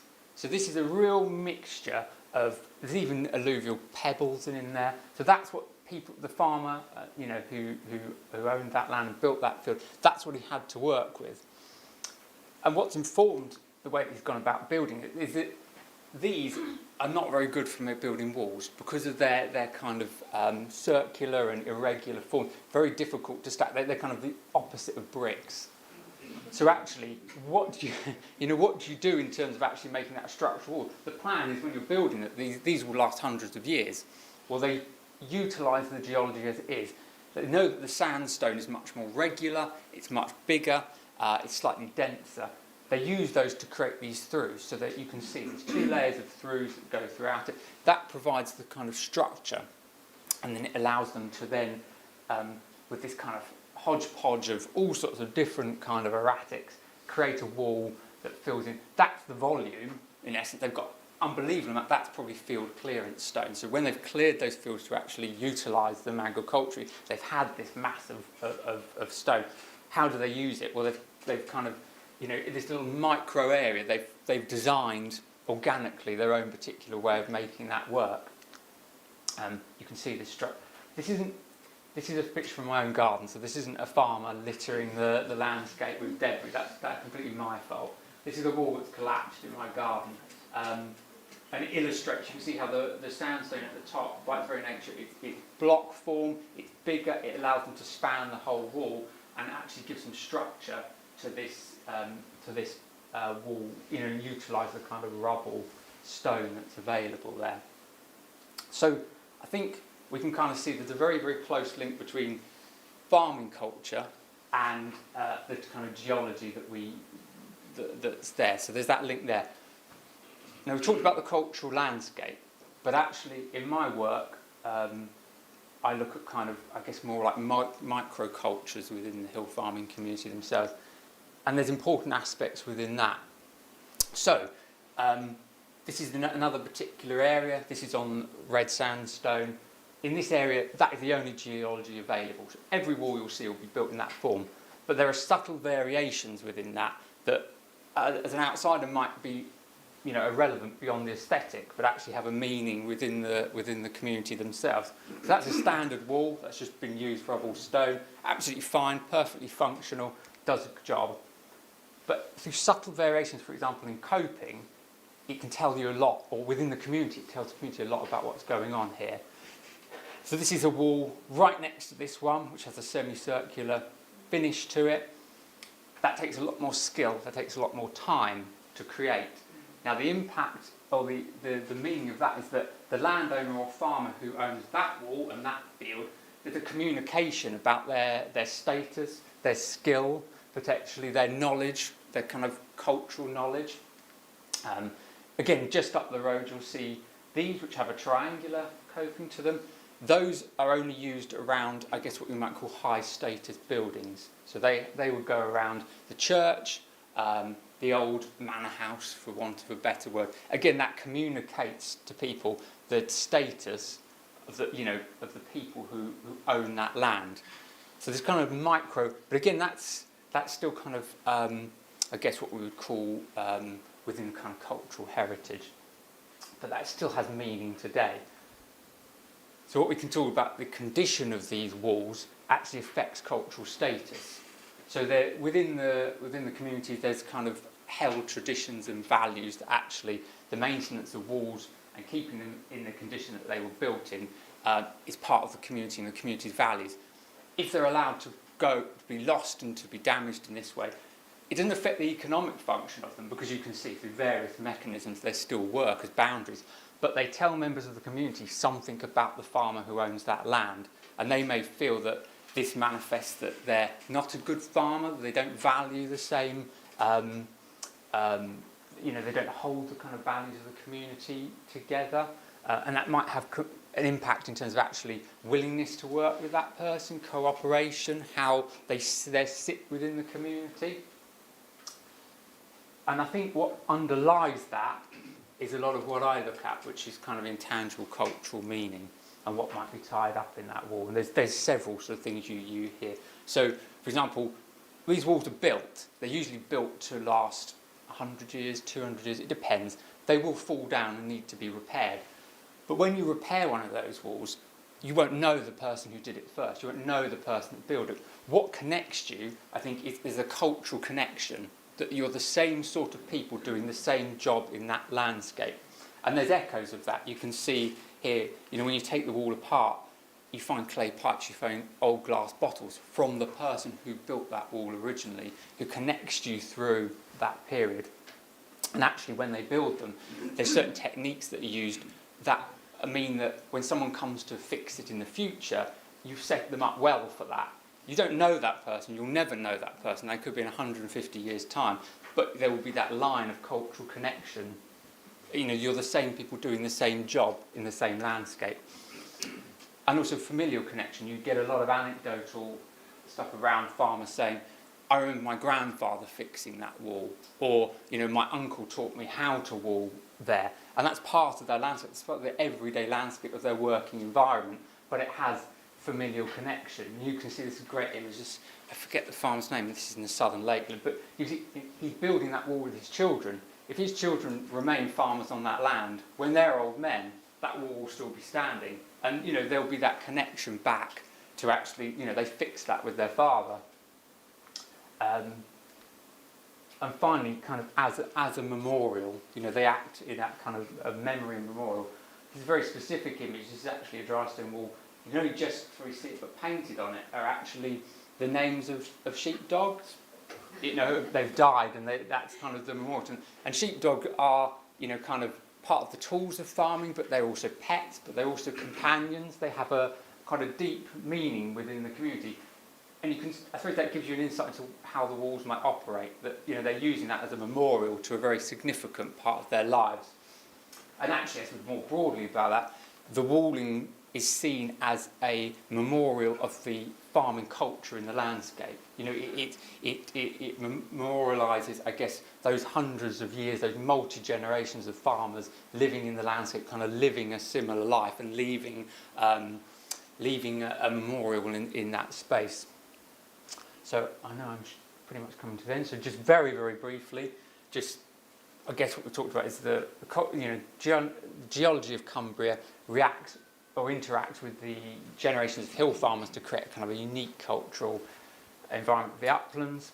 That the dry stone walls are a very specific expression of the geology and the communities that live there, and actually that there are a significant kind of cultural meaning within those that maybe goes beyond the kind of obvious, tangible cultural landscape. And I think, that's about me.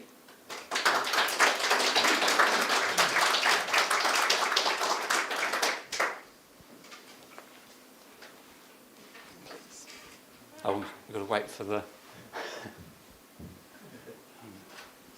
Just a quick one about memory. I was going to ask this anyway, but you mentioned about the sheepdogs painted on it, the names of the sheepdogs. Coming down a green lane into Starbottom in the Dales, I noticed it wasn't quite an ashlar block, but it had obviously been properly engraved with a memorial to this chap's wife. Okay. I wondered how common that was, because it was obviously built as part of the wall when it was being rebuilt. It's not that common. But you, as you say, you see all sorts of. I think possibly the reason you don't see it that often is walls generally need repairing when they need repairing. So I think that was probably a symbiosis of the fact that event had probably happened and the wall needed fixing. So to me. But yes, I mean, you see lots of different expressions appear on the walls that, might be deemed to be a memorial of some form or another. But seeing an actual engraved stone in it is quite rare, actually.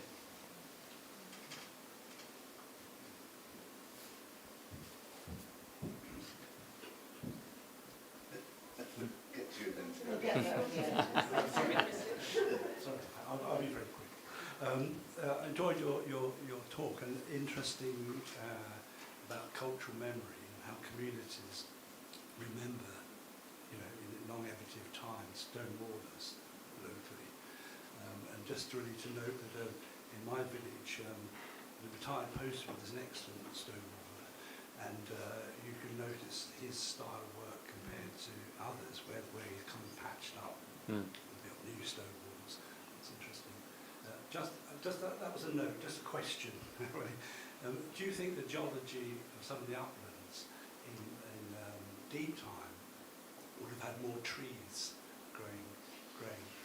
growing? Yes, I mean there's an ongoing. You've touched upon a very tender point. There's a lot of an argument going on about that, but undoubtedly there were more trees in our uplands.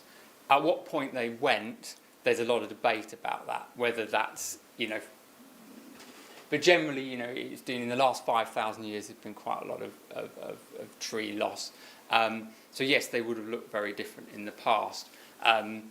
So yeah, undoubtedly. And I mean, one of the ways that now they think you can look at that is if you go out and look on the fells and you find bracken, and swathes of bracken. That's probably where the woodlands used to be, because that indicates deep soil.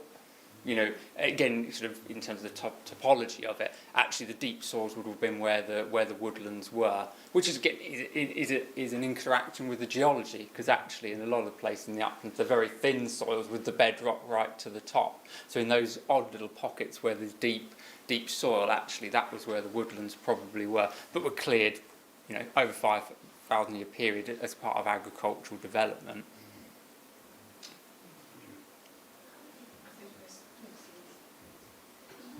I'm not sure the microphone's working, is it? It's just for the live feed.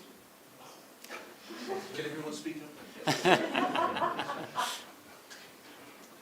Well, I don't know where to begin. I've got so many questions, but I'll try and limit it to two. The first one, with my fellow heritage mine worker sat behind me, is to ask you whether you have examined, particularly upon the higher Pennines, the relationship between the mining and the hill farming and the walls, because obviously the miners were also the hill farmers and they were double tasking. And obviously you can see, particularly on Alston Moor, the connection between the structure and the aesthetic, if you like, of the walls and the walling, which actually was the technique that they used to maintain the flats in the mines. Right, okay. Because obviously the dry stone walling is then built into the mine. Ah, okay, interesting. So they were doing both things. And yeah. I've always thought that it's quite interesting to imagine this double tasking from what they were sort of bringing out to allow them access to the lead, but using to actually line the mines. And then the particular style of how you see that in the landscape nearby. And then the other one was, you know, that was my question, have you looked at that relationship? Because I think it would be I absolutely. And I think, I'll be honest, within the sort of the farming literature, or the way that, you know, academics tend to look at, I think that gets lost, that connection, because actually everyone talks about farmers, but actually, you know, the development of it, as you say, is totally mixed. And actually the use of the uplands historically was much more mixed use. As you say, you had people who were in essence farming part-time, you know, to create kind of with mixed farming system that supported, you know, the rest of their life. I think that gets lost a little bit now, and it's something that personally interests me, and I'm very interested in the fact that, as you say, that connection in terms of the techniques, the dry stone walling that bleed in and out of the mine would be really quite fascinating. Yeah, and then the other thing I was going to mention, I was particularly interested in the photograph with the broken wall. Yes. And as you say, different other things that can be used to fill those gaps. And I think that's an interesting mark of change and some sort of erosion around that, you know, that cultural legacy in a particular landscape because of what we could call interference from outside. Because a lot of those walls end up having to be left like that because of changes in funding to upland farming. I know myself as a stone waller with quite a large area of walls to maintain myself. That getting funding to, you know, it's what, £200-300 a metre to get things repaired, and you have to own both sides of the wall in order to get funding. So a lot of these farms where the wall is actually on a roadside are being left because the other partner in the ownership is the local authority, and they don't want to do anything about it. Yeah, absolutely right. And there's a lot of features within hill farming currently that actually the culture is being corroded by misunderstanding through external agencies. So subtle things like that can actually impact on a farmer's cultural status beyond any control of their own. You know, traditionally they would have just got on and done it, but actually other people won't let them. And for some of those walls that I showed you there, they're waiting for in essence, government, because they're now listed, because they're enclosure walls, they're actually waiting, and then they have to have professional walls come in and do it, blah, blah, blah, blah, blah. You know, but that has an unrealised impact on that farming community. And I think it just shows how complex a system of different types of cultural value are in play in just looking at a stone wall. And as you said at the beginning, oh, it's just a pile of stones. So isn't. Yes, exactly so. Yeah, thank you. This follows on. Last Yeah, question. following on from what you just asked, I've been filming in Teesdale all week, and I have actually climbed over some dry stone walls, and they look like they're made to be climbed on because they have these steps in them. When I'm from the Yorkshire Dales, and we don't, they're completely different walls. Yes. And is that deliberate that they have these flat stones that go all the way through? Yeah. It's projecting through, and that's again nature of the geology. Yeah. That's how some of the stones would come like that, and actually structural. And the difference, I suppose, in the Yorkshire Dales is that they're mainly enclosures, axe walls, built by professionals who had one way of doing it, and it was a straight line, and it was whack it in as quickly as possible. While in other areas, they're more slowly evolved, kind of microcultural designs that are specific to that location.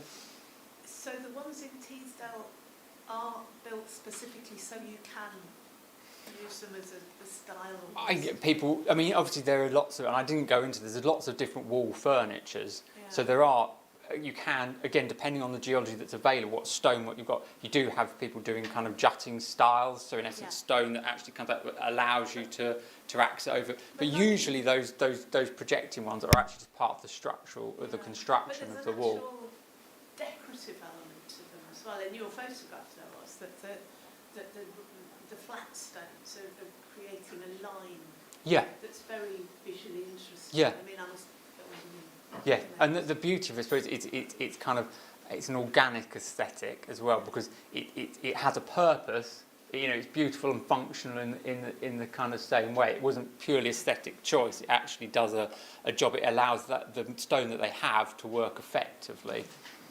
Thank you. It's really interesting. Pleasure. Talk. Thank you. Very much. We'll have to hold it there. A tight schedule. Owen, thank you. That was wonderful.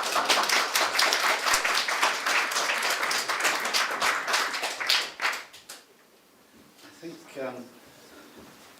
Jackie's next. Is she in the room? No, we're going to make a move to the gallery. Oh, I see. Okay. That's going to make it difficult to live stream, isn't it?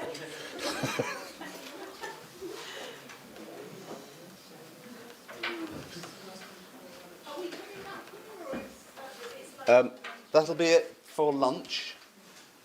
Just to remind everybody before we run off to see Jackie that there is a display in the library, and that's if you carry on walking past the refectory and then take a right, follow the graphics on the wall of students carrying words on their backs.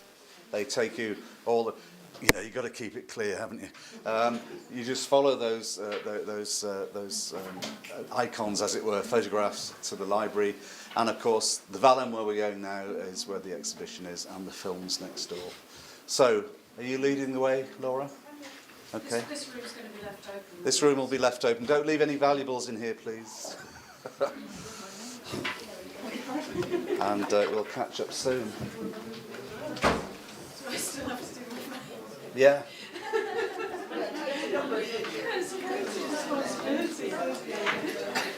Thanks, Stevie. I guess we'll hold there for the moment.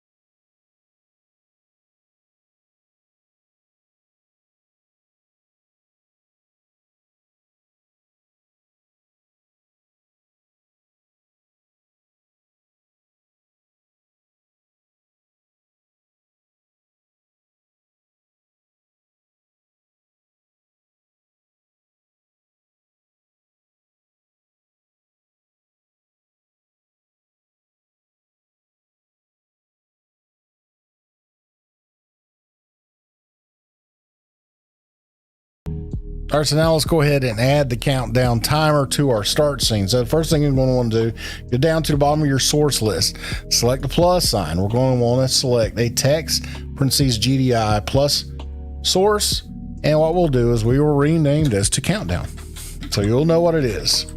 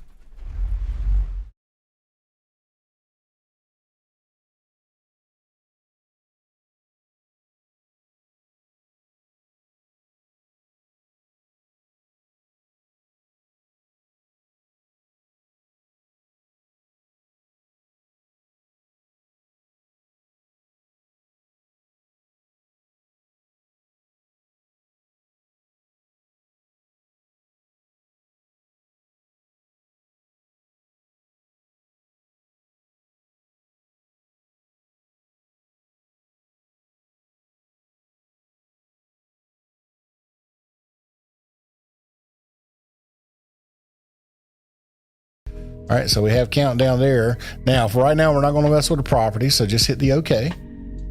And now we'll go to the top here to your menus and select Tools. Scroll down to Scripts, select Scripts. Now make sure the Scripts tab is highlighted blue. Go to the plus sign, click on the plus to add a script. Now these are all scripts that come preloaded with OBS, so you shouldn't have to download these. These are already built in. So what you're going to want to do is select the countdown.lua, and you're going to open that. Now you should have some options to change, the duration, for instance, which I'm going to change from 5.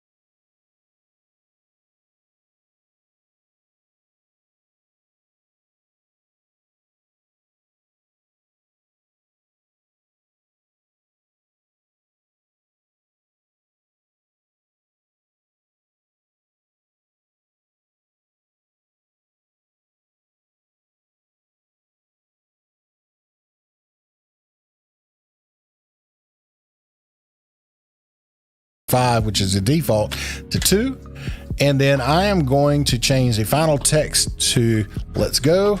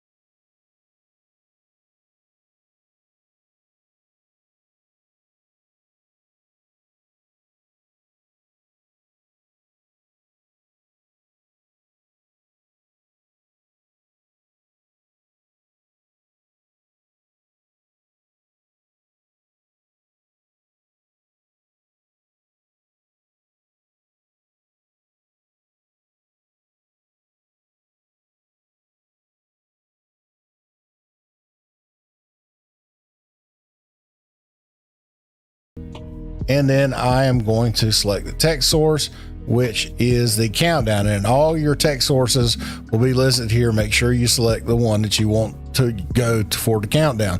So here is my countdown, and it automatically starts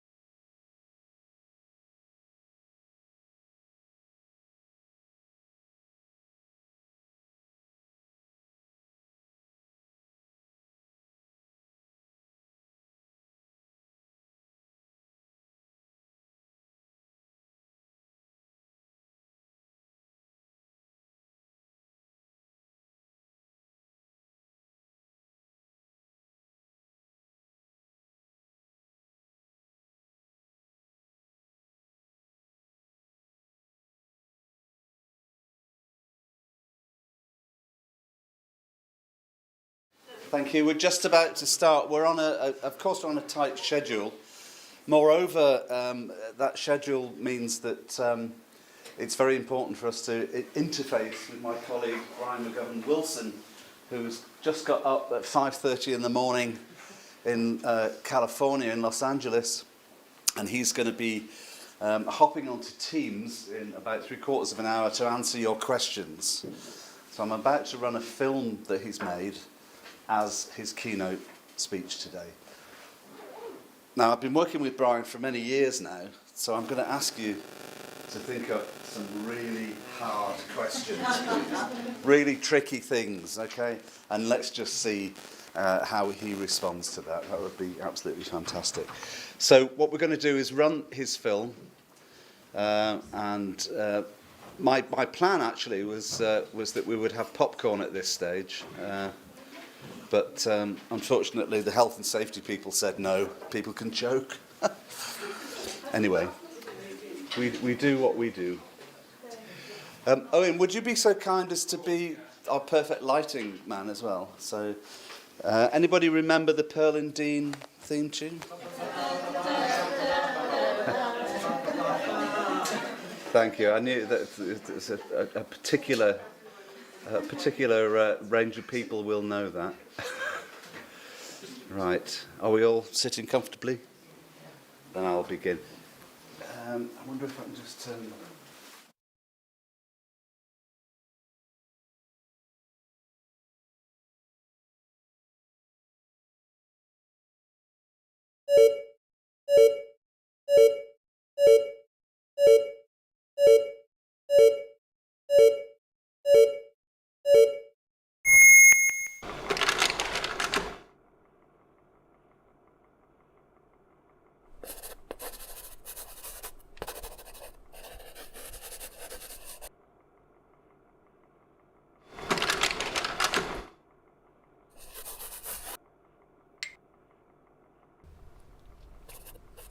Before we begin in earnest, I find it important that we orient ourselves in relation to one another. Those viewing this video are dispersed across time and space in a future in which crisis reigns. Nothing seems to work in the future. This is where we all are, in one degree or another. And this is our home, planet Earth. Paradise. I have been generously offered the opportunity to talk about any topic related to geology and storytelling. We simply don't have enough time to talk about all that went down in the 4 billion plus years of our home, this paradise. I would be an unreliable narrator on this scale. Too many plot lines, too many actors. My memory is just as bad as the rest of you. Boundaries will be marked and crossed. My boundary, at the time of this viewing, is West Hollywood, within America's great walking city, Los Angeles, at the foot of Runyon Canyon Park, itself a part of the Hollywood Hills. California is a sickle-shaped boundary overlain across the North American continent, itself a boundary projected upon a much larger landmass. It was once known as Turtle Island. For some, it is still known by that name, unforgotten. The colonies, the United States of America, or just simply America. This is the stage I feel most comfortable speaking from.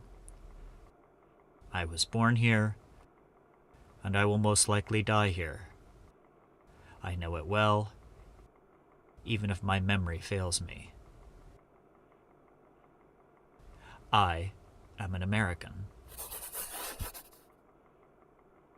This is my lens and circle of influence, whether I like it or not. We are scattered across time and space. You, whomever you might be, are out of focus for me.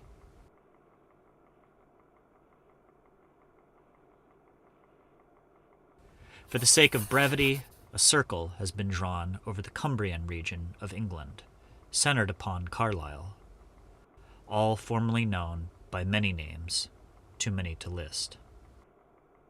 This is the circle of influence we converge upon, if only in our imagination. The distances between these two territories overground is approximately 5,241.36 miles, give or take a few hundred miles. According to the speed of sound, 761 miles per hour, this talk spoken aloud in West Hollywood would take 11 hours, 22 minutes, 10 seconds to reach Cumbria, give or take 20 minutes. The spatial margins of error relative to these constraints encompass the entirety of Los Angeles County. The temporal margins of error of my voice reaching Cumbria, undecayed, are the same as one session of transcendental meditation. These measures are important, but imperfect. Valuable time can be lost in our attempt to verify anything. This is important to remember. Before moving too much further in time, I would like to extend many thanks into the future for any Deeptime archivist who attempts to restore the decayed artifacts of these sounds and images. I'm sure decoding and translating the abstract and soon-to-be arcane style of my speech is no easy task. Your work is valuable, and we honor you for it. Keys have been provided, but some doors may be locked forever.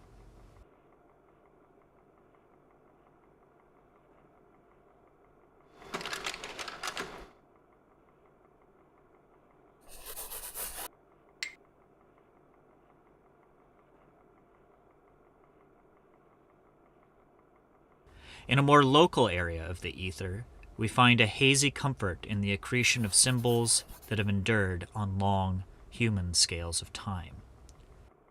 These symbols are familiar to us and a stable source of deep time knowledge. Moving image is the coin of the realm at the time of this recording and speaks to our greatest collective intelligence. My voice and the images you see projected were made in the past, in anticipation of the future. Precious metals, electricity, glass, and light can bridge our respective circles. But it is a dangerous path across the ether, and the gods of entropy are fickle. The waters of the immaterium are choppy. Vessels can be lost in this warped sea. Mutation and degradation run rampant. The term deep time will be used to talk about the limits of our vision when thinking of how things go deep very fast and very slow. I'm hopelessly biased by deep time thinking. I'm in love with it. They say that acknowledging your bias diminishes it. Speech is a spell, they say.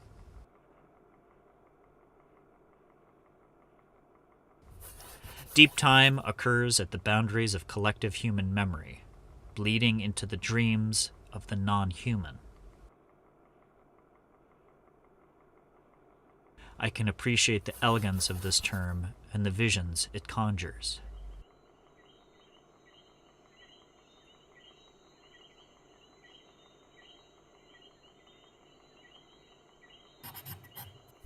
Deep time. It is at once direct, asking one to consider that time itself has a dimension.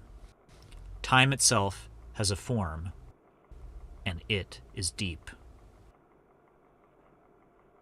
Its modular design allows it to be used broadly in its descriptive capacity, but without straying too far into the depths that you lose your way.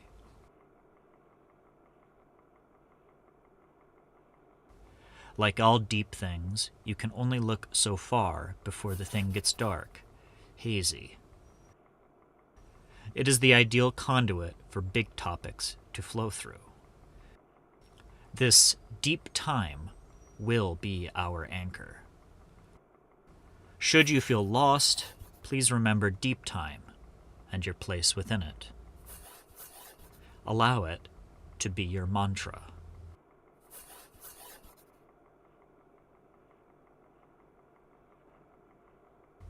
That said, I have little use for the title of the Anthropocene.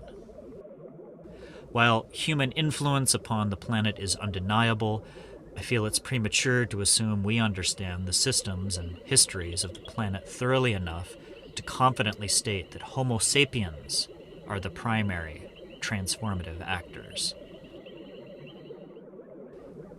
I will do what I can to expand.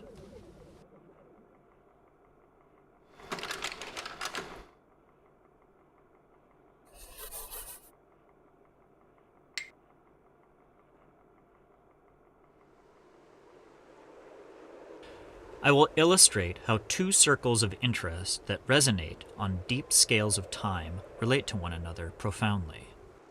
Both are sites of deep knowledge. Both circles operate as thresholds to the geologic.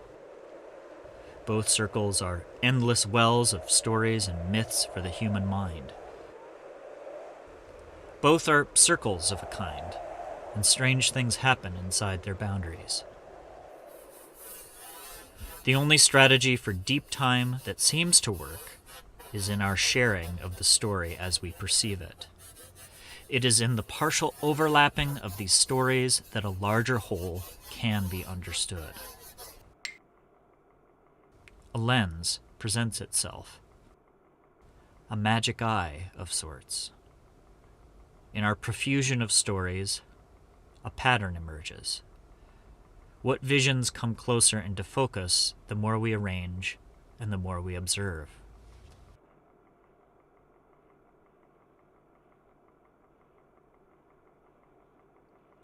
It is said that the most potent magic is attained by conjuring strong polarities and volatile primary sources. This kind of work is messy and poses serious risks to any individual attempting to look through such an aperture.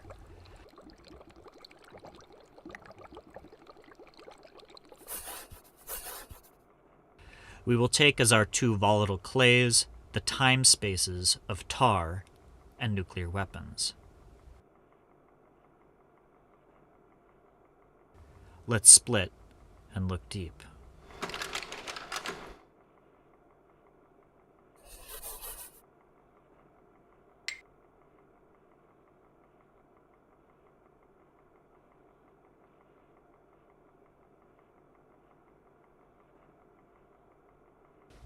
On July 16, 1945, a pre-dawn thunderstorm moved across the desert near Alamogordo, New Mexico, about 120 miles south of Albuquerque, New Mexico. After it passed, at 5:29:45 a.m., detonators ignited explosives around a large, steel, globe-shaped device called the Gadget. The explosion prompted a fission chain reaction in the plutonium inside this sphere. The Gadget was turned on.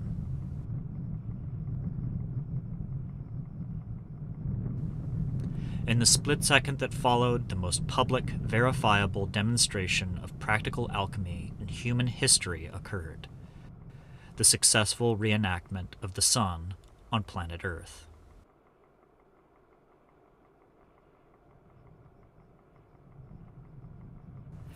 Created by a conspiracy of alchemists, gathered and led by the charismatic American, Dr. J. Robert Oppenheimer, were, through the deliberate cleaving of matter at the atomic level through human will, were able to complete a prophetic vision from the past, poorly understood and barely remembered. Sol Niger, the Black Sun. This successful reenactment generated an explosive force equivalent to 42,000 pounds of TNT. The blinding rays of light were viewable from miles away. A mushroom-shaped cloud that extended 38,000 feet into the atmosphere was the etheric marker of this deep-time occurrence. The quartz-rich Arcosic sand of the New Mexican desert was flash-melted by the extreme heat and power unleashed by the explosion. The evaporated sand was transmuted into glass vapor, sucked into the mushroom cloud, accumulated into the dark fruiting body, and rained back down to the irradiated desert floor.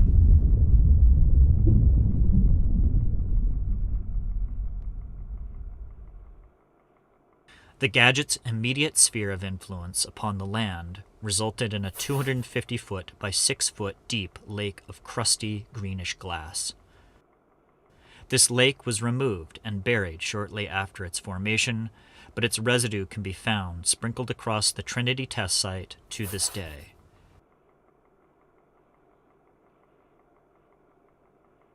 This glass is called trinitite. As a glass, it is chemically inert and will live across geologic timescales far in excess of the half-lives of the gadget's unstable heart. Trinitite's quasi-crystalline structure cannot occur by natural processes. Trinitite will forever be associated with the explosive origins of its birth.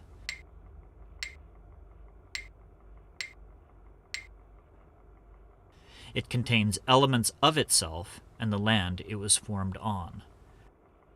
Trinitite is the literal distillation of time and human will, a closed-circuit reliquary secure within geologic scales of time. While very fast in their activation, the legacy of atomic weapons resonates in the bodies of those who were deemed worthy of experimentation beyond the boundaries of Trinity for unknown generations.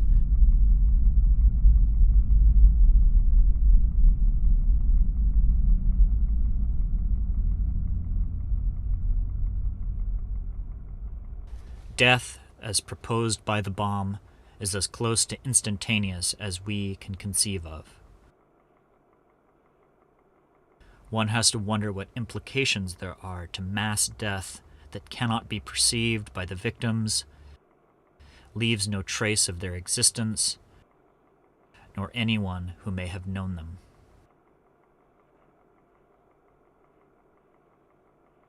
It's said that all humans undergo 3 deaths: the death of the body, the burning or burial of the body, and the last time that body's name is spoken aloud.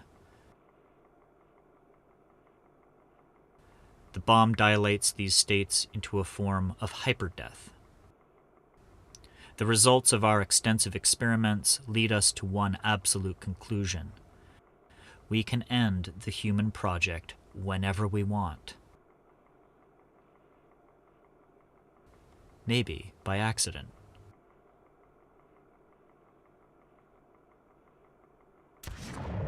The threat of nuclear forces unleashed conjured visions of a blasted landscape, the planet rendered into some kind of crusty petri dish with endless storms of frozen, radioactive fallout. On Deeptime repeat. Total collapse of paradise. The sun of Belinus can no longer rise on this irradiated future.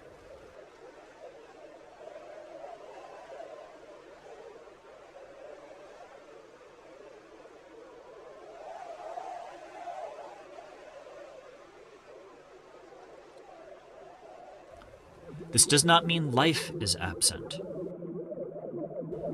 Mutation and death, unreasonable to humans, become a facet of life for wolves.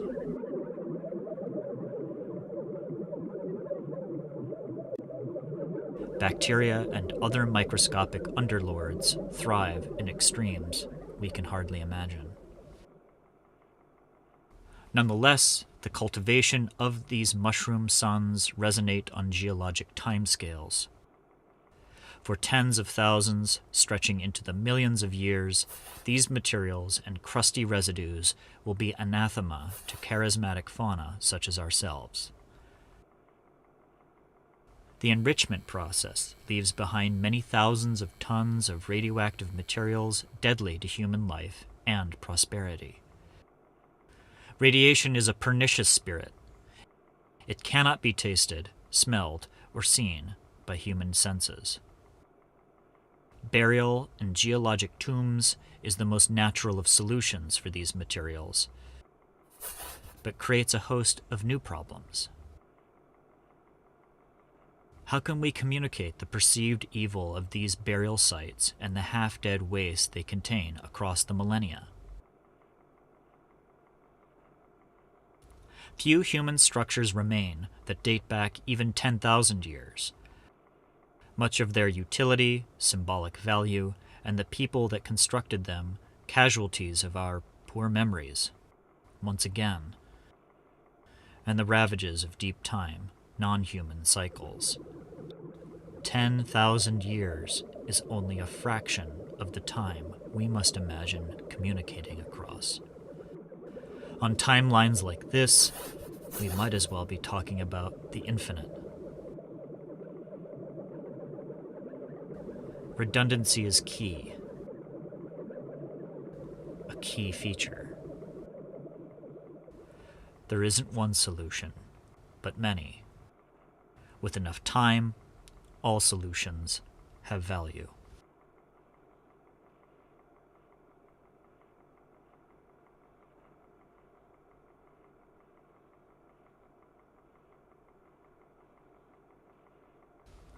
One proposal demands looking into the deep past and forming a kind of hermetic culture. Dr. Thomas Sabiek has imagined the broad contours of this proposed atomic priesthood, its viability across time. Within this cultural bubble, experts and deep-time zealots can construct stories, symbols, and rituals tied to nuclear waste, designed to endure across vast oceans of time, and its origins must be shrouded in insulating, covalent layers of mystery. All the while, we know, mutation is inevitable. Nothing lasts forever. The stories will change, but the demons will remain underground. This is the promise of the atomic priesthood.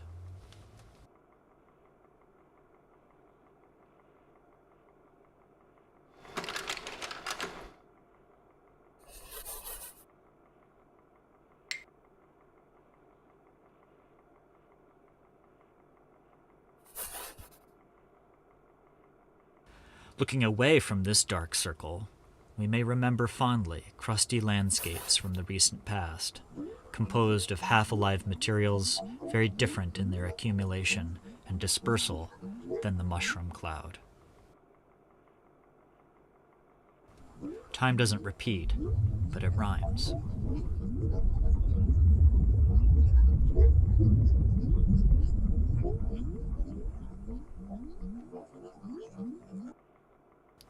We might imagine a time when the slow burning of petroleum and its destabilizing dispersal into the atmosphere was the focus of our collective dread. In an attempt to alleviate this free-floating anxiety of something that has happened or is yet to happen, we might breathe deeply of intoxicating vapors for a new kind of vision. We might think of a force we don't understand, but at least we can see it, taste it, and touch it.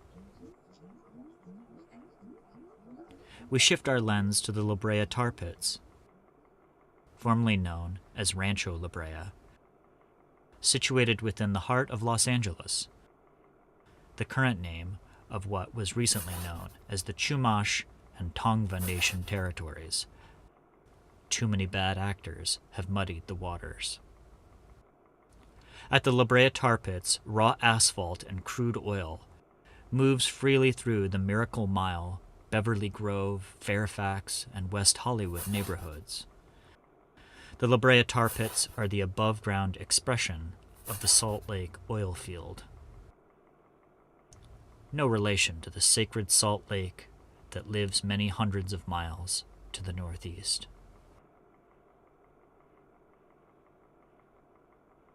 A chthonic miracle many millennia in the making, the body of this dark lake is thought to be the remains of countless trillions of microorganisms dying and accumulating. In this lake, darkness reigns, yet tens of thousands of species of bacteria thrive. Life, as we would call it, persists even in the most abject environments. Terminally curious fauna have become trapped over the course of the tar pit's 50,000-plus year lifespan.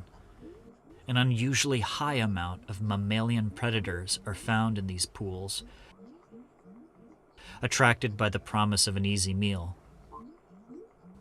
All add their bodies to this hyper-graveyard's mass. It is in this way that the tar stores memories and all that cross its path, but it does so in a non-linear fashion. The bones, shells, tools, insect wings, and pollen found within do not become the tar. The soft parts melt away, leaving the hard bits to tell a story. The artifacts in the tar do not become one with the tar, but are saturated by it. A kind of deep-time pickling occurs. Clean lines and strata do not come naturally to the tar. Extracting these memories from the tar is a time-consuming, delicate, messy, smelly process. Tar is a full sensory experience. Methane-rich gases are everywhere tar is. You can taste it. To touch tar is to spread the tar further. Everywhere. It can play tricks of the eye. The black surface an ideal mirror for the persistent blue skies of Southern California, making a false water. No doubt that vision attracted so many of our charming, large cousins. The tar remembers for us because our memories are so bad. We tell stories of what fragments rise to the surface. We tell the stories in our gathering, cleaning, arranging, and sharing. So many actors on the same stage, so much going on behind the curtain. Once again, we struggle with the plot. With a magic eye, we may find stories that terrify us, but better locate us within the flow of deep time. It is a cruel law, but we cannot know the speed we're traveling towards any future and know our location simultaneously. We can know when we've gone too deep, but only in our bravery will we know where that point may be. We cannot be lost in this deep lake. Like our cousins, we have to survive and tell the story of what we saw, no matter how imperfect. A miasma seeps up to the surface. A slow alchemy, absent humans, will take place. A transformation of one form to a radically different one. Like all things, in death, the body goes through the slow sublimation of decay. One spheroid bubble at a time, the gases rise up to our stage. Gas, like its liquid mother, will naturally find points of weakness and ascend to the heavens. These gases mingle and become the miasma. With careful observation and reckless luck, it is said that certain humans saturate their lungs with such miasmas. Prophetic visions can occur.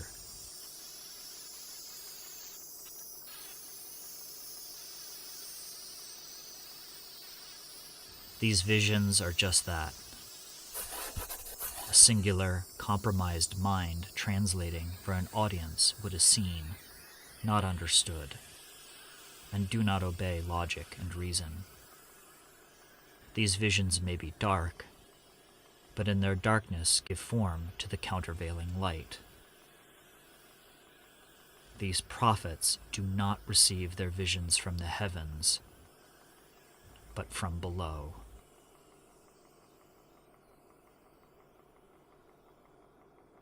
One heretical vision goes something like this. Dr. Thomas Gold proposes that below us exists a deep, hot biosphere. He does not tell the story of a hollow earth per se, but his vision allows him to see a chthonic biosphere that outnumbers the complexity, scale, and evolutionary roots of all terrestrial biomass by orders of magnitude. The plot thickens. Dr. Gold believes that fossil fuels, like crude oil, are composed of and replenished by this subterranean biosphere indefinitely. Through this unique of symbiotic petroleum terraforming of the Earth's surface by an immense network of unseen forces below our feet. In this way, we can see ourselves as the veritable gut bacteria of an eldritch entity, their life cycles and movements geologic in scale in every regard. To what end would this superorganism have to cover the planet in dust, oil, and smog? This remains unknown to the human mind, but this makes sense. What values we may have will bear no relation to the imperatives of such an immense, infinitely headed hydra. What our imagining of this monster allows us is to think of our location on scales deeper than geologic. We can accept the premise that we exist not solely beholden to the planetary scales of geology, but we are immersed within an ancient cosmic ecology, an entity that gestates on the scales of hundreds of millions of years and whose life signs are at the edge of our collective comprehension, begins to form a very knowable story. Through this lens, the stage we perceive becomes a horizon. The actors will forever lack resolution. You will know the truth, and it will make you mad. As one woman bravely asserted, "It's turtles all the way down, sweetheart. As above, so below."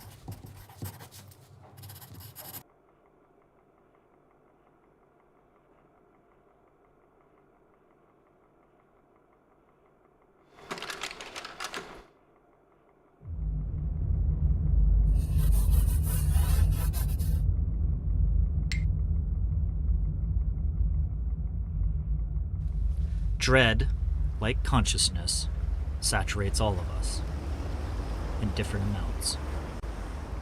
The uneasy feeling that something has happened of great consequence or is about to happen. This is the position of the audience. You may feel you are powerless to change what has unfolded or is about to unfold. This is a popular story. but not one that inspires action, much less bravery.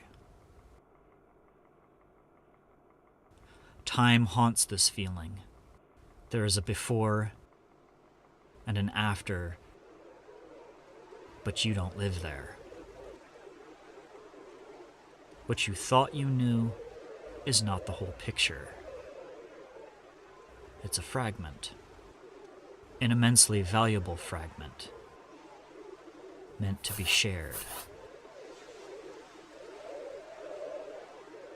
We have been presented with two visions of a dark planet, absent humanity. Yet humans are vital to their manifesting. One vision presents a denial of use. One presents us with an inevitable transformation. Dark in nature, these visions lack resolution.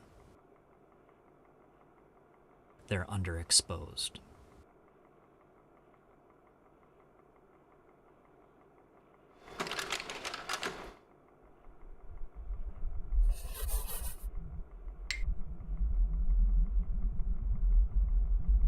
We have filled our lens to the brim at this point. The words and stories we might construct with them begin to spiral out. The branches connected, but far removed from where they began.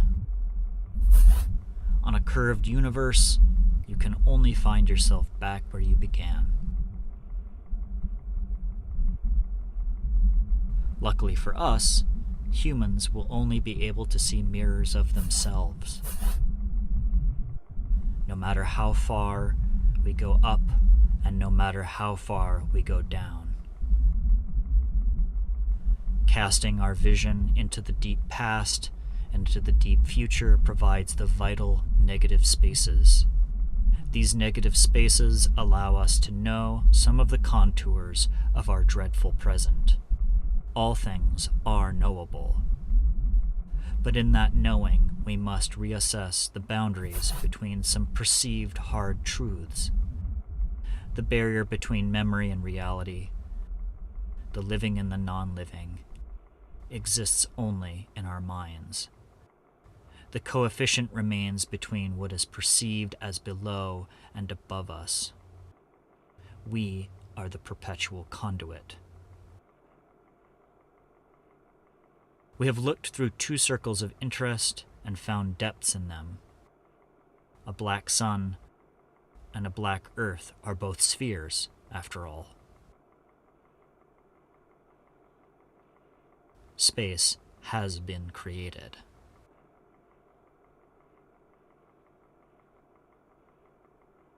The bubble expands, and we feel that we are on the very surface of its tenuous skin.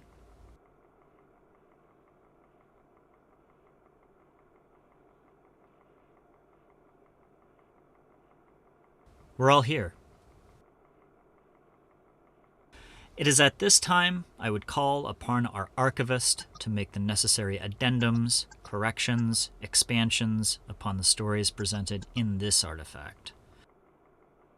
No doubt, I find myself trapped with the ignorance and arrogance of my position in time. I would advise consulting the tablets left behind by the Atomic Priesthood Project if its order has not been purged since the recording of this document. My deepest gratitude to everyone in the near future watching this. You've made the boundary of your circle more porous, the most generous gift any living thing can do. If you feel unstable in the flow of deep time, you have only to reach out to the atomic priests in your community. You will know them. Patterns will emerge. Let it be known. We tried to warn them.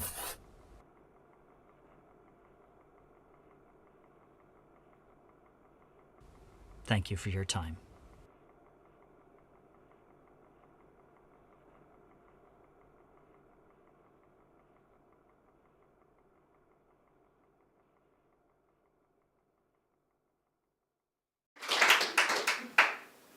Follow that. Right, let's try and see if we can follow that by... Well, he can try and follow Right, I'm hoping I'm doing the right thing. I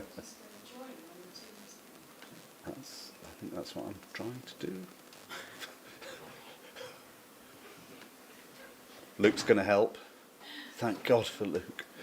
Just click on calendar on the left-hand side. All right, as Bryan says, in the future, nothing works. Oh, hopefully, yeah. Oh, there we go. I think that's what Bridget said.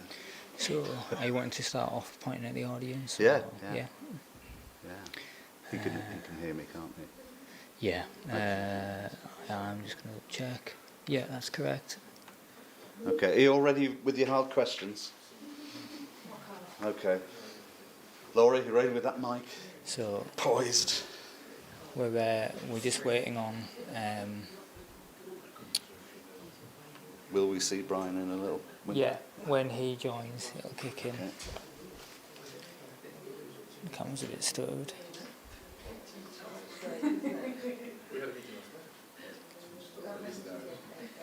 There we go. Start now, what have you messaged him? Just so we're not confusing people, I'll just minimise that for now. What you do? I just minimised it because. There we go.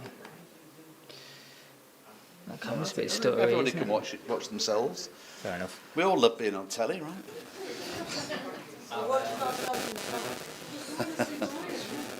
Yeah. Thank you. Yes, I'll be drowning, not waving.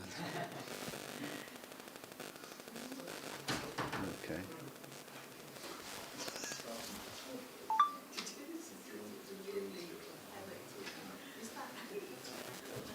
This, of course, is the problem of attempting to communicate around the planet. The presentation that Bryan and I have done in the library gets around that by communicating through the planet. It's much more direct.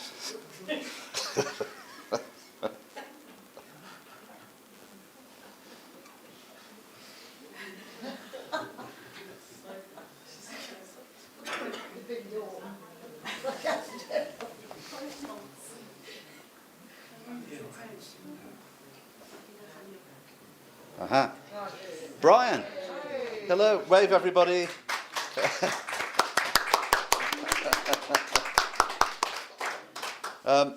An astonishing film, Bryan. Hi, everyone. Hello. I think everybody enjoyed that. That's the second round of applause you got. That's like 100% more than everybody else has been doing here. I'm hoping that our colleagues in the room are going to have some very difficult questions for you. Cool. Okay, so brace yourself. I'm braced. Okay. By the way, everybody, Bryan can see you, so he'll know when you're hiding. The real panopticon over here, let me tell you. I think so. Okay, anybody? Okay, microphone over here. You might want to identify yourself. Hi Bryan, thanks very much. My name's Bridget Kennedy.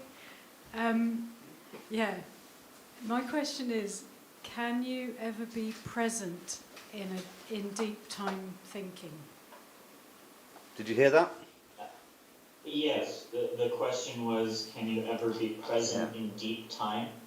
Yeah, or within the realm of deep time thinking. Well, I might have a follow-up question for you, which is, it depends on how one defines being present, right? How I would interpret that term is, is a kind of state of always being, right? You don't really have a choice. You're already woven into deep time as it is. We're all a part of it, as a concept, of course.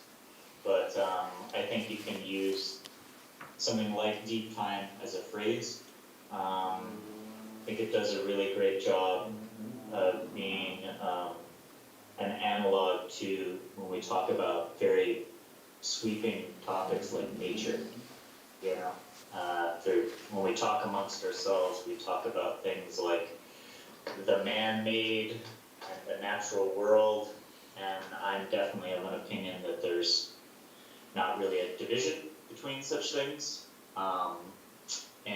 So I guess when talking about if you can be present in deep time, well, I don't know if there's really a choice in the matter.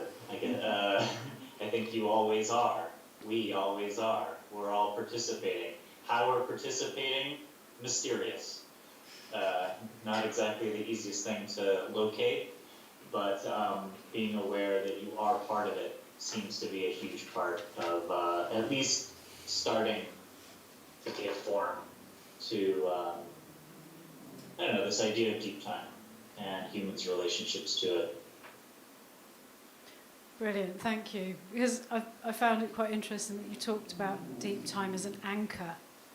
Yes. Whereas it could actually be like a really scary abyss that you could be free falling into or out of. Or, yeah. Well, I think there's parallels in what we can observe, right? Technically, we're just on a rock hurtling through space now, aren't we? And that's a terrifying proposition.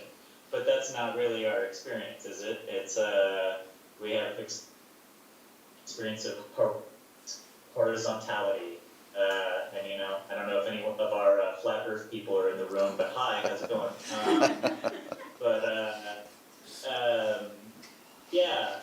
I think there's the kind of like, I don't know, the sensory experience we have of being in nature, and then the like bigger, harder to grasp facts, like we're on a sphere hurtling through space, and that doesn't really lead one to feel inspired, mostly. When you talk about things like deep time, I think that gives a space. A space does start to open up where you must have some personal definitions of what those two simple terms or two simple words put together can make. And I think that's really exciting. And I guess that's what leads me to think of something like deep time as a phrase, as a concept, as a grounding force, as an anchoring force. And that's not one specific thing necessarily, but it definitely talks about a territory, for sure. Thanks, Brian. Have we got another question coming up?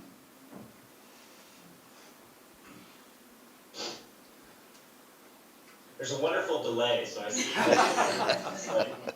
these skills that pop up. It's wonderful. I enjoyed your talk. You might need to shout really loud because the mics pick up. Yeah, very much. It also brings the question of time itself.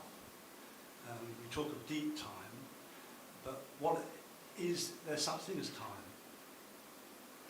Is there a different time, which is a cosmic time, compared to a material time, which links to deep time, planetary time, and our existence time? So could there be that there isn't really an idea of time as we know it, a presentness in the now time, which is a different time to deep time, but part of it? Okay, grapple with that one, Brian. I think it's your question is, or statement question, is very similar to the previous question, which is we all kind of come back to these ideas of like subjectivity, right? And it's kind of like simultaneously the most frustrating thing between us as people, as little organisms trying to communicate imperfectly through language. And this issue of time is one that is recurrent because, I don't know, I think we've all had the experience of, seconds going by as though they were years. And then, weeks going by in the, just like that. And, I definitely am of the opinion that we're bound in our subjectivity and there is a collective subjectivity because we're all humans, right? And we are all drawing from this kind of hazy miasma of symbols to express a very subjective experience. And it's usually through stories that we can get to kind of like how we feel about a thing, right? But in terms of like verifying a thing or agreeing upon some kind of standard, specifically when it relates to time, it's really interesting how slippery that gets. So there's a now, like, I mean, consider like how we're communicating right now, the complete absurdity of it. It is, I perceive myself to be in the now, but that's a sun peeking over the Hollywood Hills right now, you know, and the experience you all are having is in I can see the room you're in. It doesn't seem like a lot of sun, I'm sorry, but it's those are both now, right? And then we have this little you know, metal glass interface that's happening right now. We're seeing each other through some, you know, magic mirrors, magic screens. Glass is mediating the whole thing. But that doesn't diminish either of those experiences, which is kind of exciting, right? But nonetheless, I see you all as a series of still images, which is really, you know, I'm getting little slices of your now, getting a little piecemeal. Hopefully, I wonder, am I just like a series of lagged images for you all as well? No, you're nice and fluid. Amazing. Yeah, So I think you're fluid and we're crusty at the moment. Yeah. Okay, cool. That's awesome. So yeah, I don't know if I've answered your question. I think there definitely are scales. I think you can talk I think it's easy to talk about territories when you talk about time. Cosmic time is something that, again, we're all already always a part of, right? But in terms of being outside of that and being able to see like some kind of form or geometry to it might be impossible. I don't know if there's a discrete way to talk about that. It seems more like it's like focusing a lens on, and you know, at the periphery of that lens, it's always going to be hazy. I think the best you're going to get is maybe a certain point, and usually, you know, in our sharing collectively, you get to have like a compound eye of sorts, right? So maybe you can see a little bit more of what, of the kind of larger topics that are, you know, just by definition beyond the individual's capacity. But at the same time, you know, you're still looking through a lens, and that lens is always human, and that lens is always going to reflect human things back. So, just by definition, right? I would love to experience the universe as a piece of granite would, right? And eventually, perhaps I will, but it's not going to look anything like this, right? And I think when you consider things like time on large scales specifically, but even very, very small scales, suddenly allows space to think about other things, and things that are distinctly non-human present themselves. It seems like a real opportunity. So, yeah, I don't know if I've answered your question, but thank you. Yeah, thanks for that, Brian. I mean, this I think is where you know, the use of our language begins to fail us. That's kind of part of the problem. But there was something in your film that's attempting to bridge that, and you use that idea of the lens, the Vesica Pisces lens, as these overlapping circles. How did that come about? How did you kind of alight on that as a way of attempting to kind of explain the manifestation of these alchemical ideas, the as above, so below? Well, it's a real privilege to be a human being sometimes, because in our accumulating of symbols, our poorly understood histories, there are certain symbols,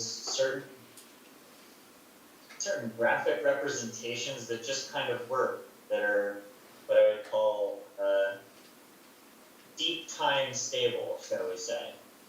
And I'm always excited by these symbols that really invite kind of projecting some kind of meaning onto, and something like the Vesica Pisces, that's the term that I think a lot of folks in this room, and I'm certainly familiar with, but at the end of the day, it's a Venn diagram, yes? It's it's a very simple concept that can mushroom out, which is that, there's a discrete area, one circle, two circles now. Well, what happens when you put the two together and you try to figure out what relates? And that's not a very difficult concept to communicate. It seems somewhat outside of, or is maybe foundational to, a lot of any human on this planet. That's not a difficult lesson or difficult point of connection. So there's something very kind of like mechanical, I suppose. That's a very vulgar term, but there's a utility to it, I guess, that's really exciting. But then it very quickly can allow you to talk about really difficult to pin down topics like time, like meaning making itself. And then there's all these intermediaries between there, which is the overlap shape, the geometry that gets formed, and the overlapping, that point is a lens. That's the mathematical term for it. Well, of course, we have at least half a dozen associations and definitions for what a lens is. So it kind of generative, So exactly when I came across that kind of symbol, I feel like I came across it, preschool or something, You see it, it's kind of saturated through culture. And then as, I think over the last 10 years, it, as a kind of deep time, esoteric, occult source of knowledge, it only really present itself. But these things are everywhere, right? Just even circles, cruciforms, pentagrams, these symbols are out there, and they are absolutely conduits, and I look forward to more folks using them as such, as tools that are free. Great. Which is also nice. Thank you very much, Bryan. I'm just looking to the crowd. There might be one more question coming up. Let's just see. Yeah, somebody else will have a... Right, brace yourself. Well, there's lots of questions could be asked.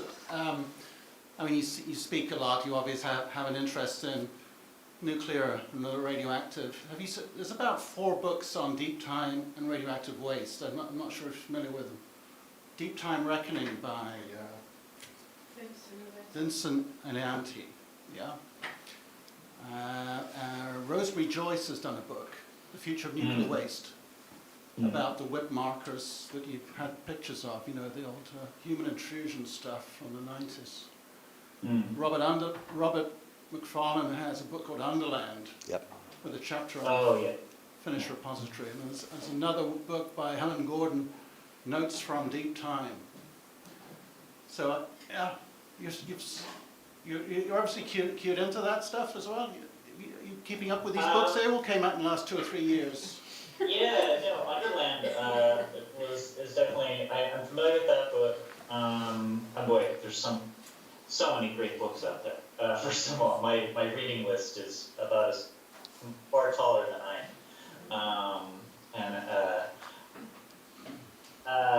So I haven't read all of those books, but I do endeavor to read as many, pretty much any book that's got deep time in the title, I'm gonna enjoy. So and there's probably some gold within there.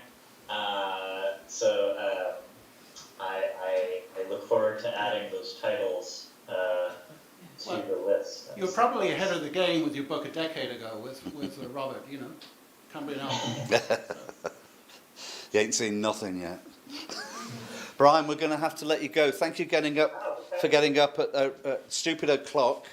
No, it's my pleasure. Now you can go back to bed. And thank you all for watching the film.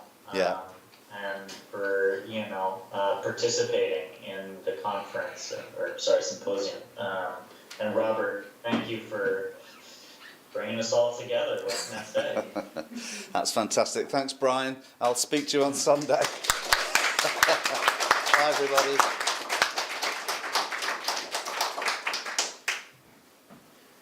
There we go. Poor Bryan in his kitchen having his breakfast, and we go and interrupt him. Marvellous. Okay, now we have Dave, who's going to grace us with his presence. You're going online, is that right, Dave? Yeah. Oh, have we got a break? Oh, that's what happens. I haven't got a book in front of me, so. Oh, right. All right, everybody rebels. No, we need to go out for a break.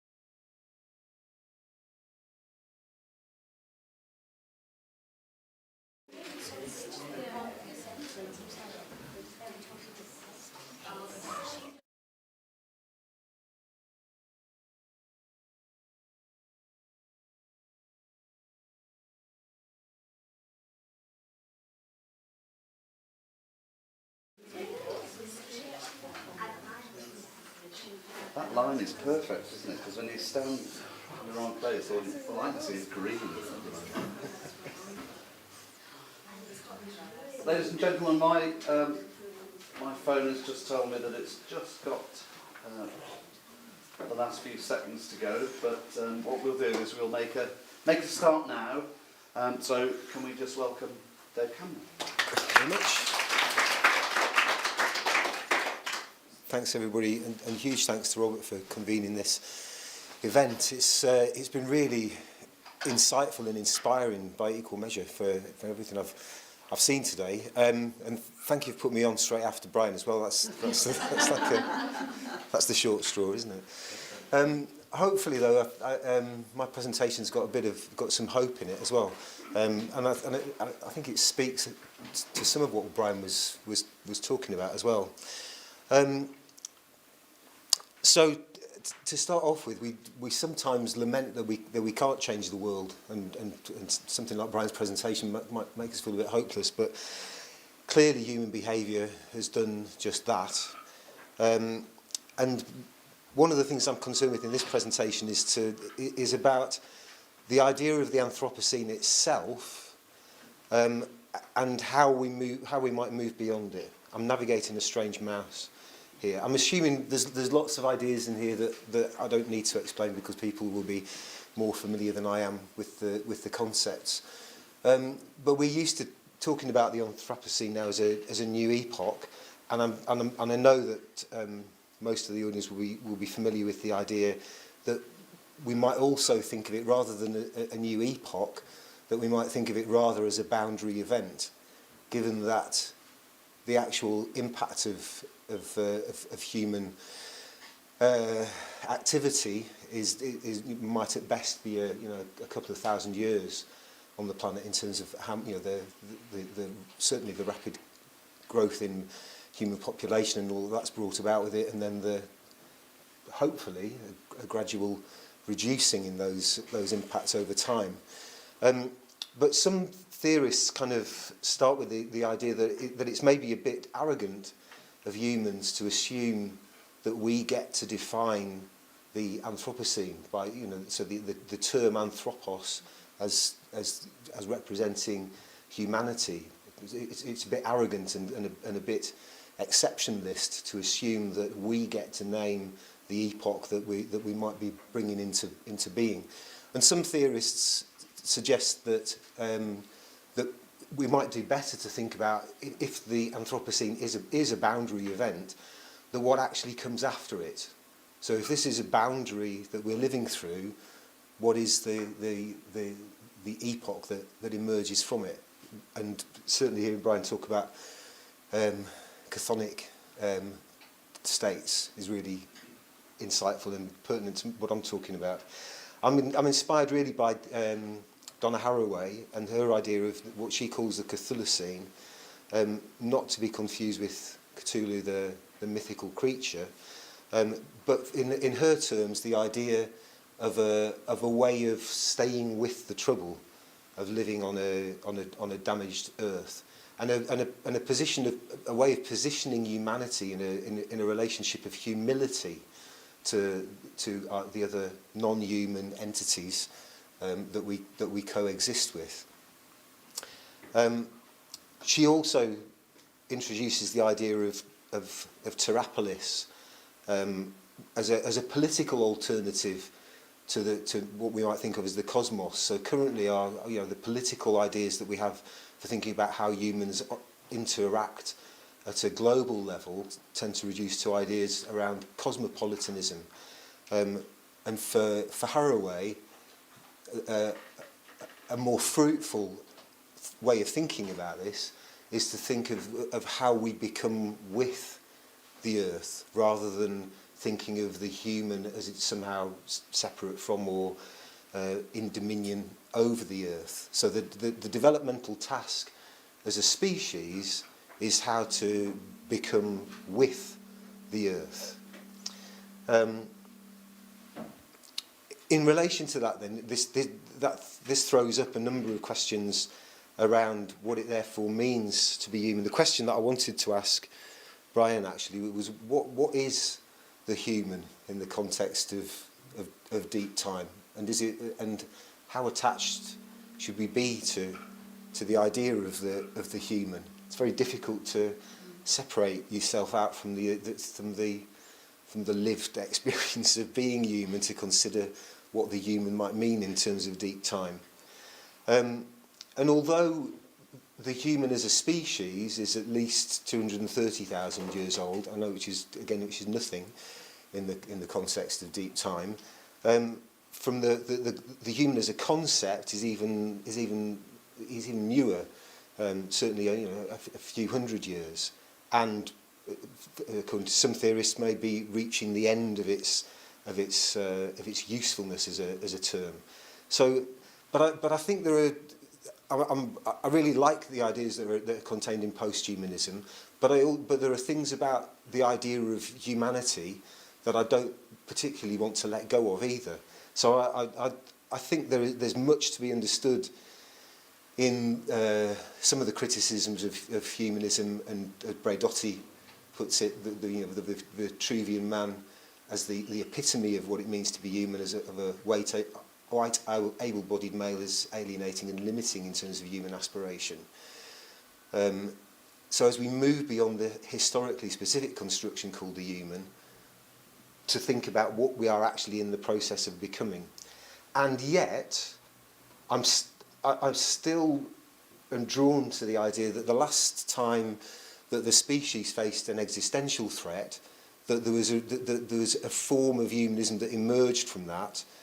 And I'm citing, people like Viktor Frankl and Hannah Arendt, also later people like Paulo Freire, around what it means to be human. So, in response to some of Bryan's provocations, that's what really occupies my thinking. Is actually how can we draw on notions of what it means to be human in terms of an ongoing relationship with the earth over a longer period of time, which brings me then to the idea of music. I'm a musician. I'm a musician that's based in West Cumbria, which is where I was born. All my family's from. I teach a lot in London, but I'm interested from a musical point of view. Is what can music feed into this? What does music have to do with being human? And when we think of music, we think of performance, and we probably think firstly of the idea of music as the performance of works. So in most Western societies, that's what is likely to come to mind when people think of music. What is music? It's something that skilled performers do for attentive audiences. But there are other kinds of performances that are involved in musicking. Perhaps most obviously, we can think of music as the performance of relationships. In the foundation of all musical activity is the way that an infant bonds with its primary caregiver, and what we refer to as communicative musicality.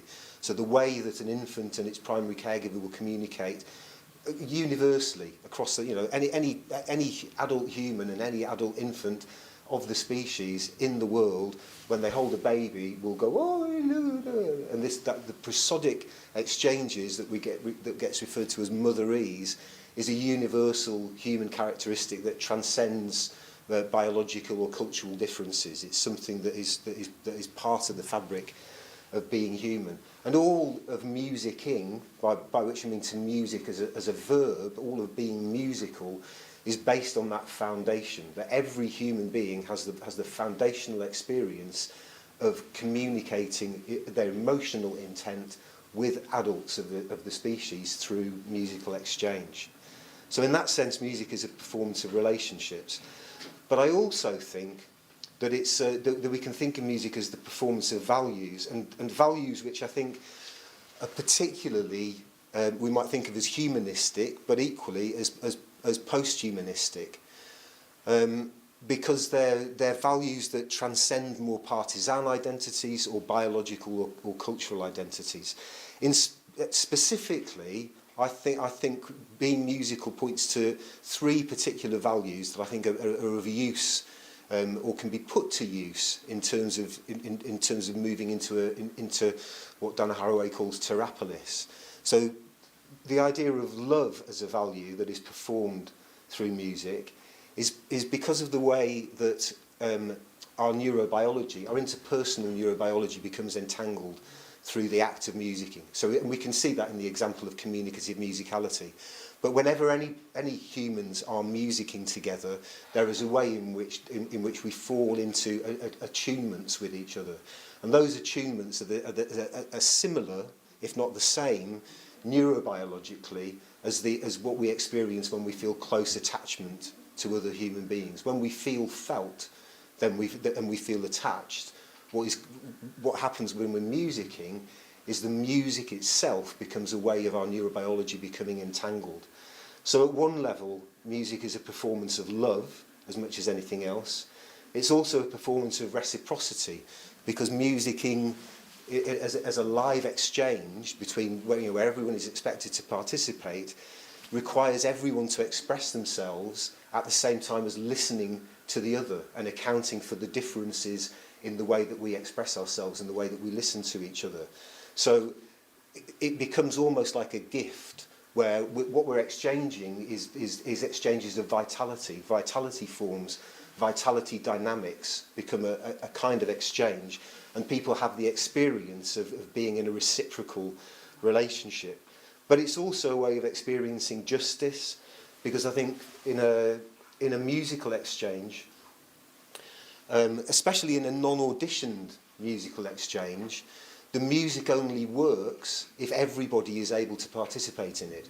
So the music works at the level that the least experienced person is able to make a valued contribution to the activity. So in that sense, it's and I'm kind of invoking rules here, in that sense it's a way of levelling up the difference principle.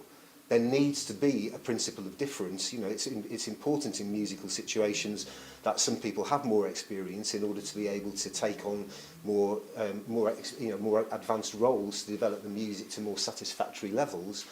But if it's working in a just way, it means that people don't get left behind.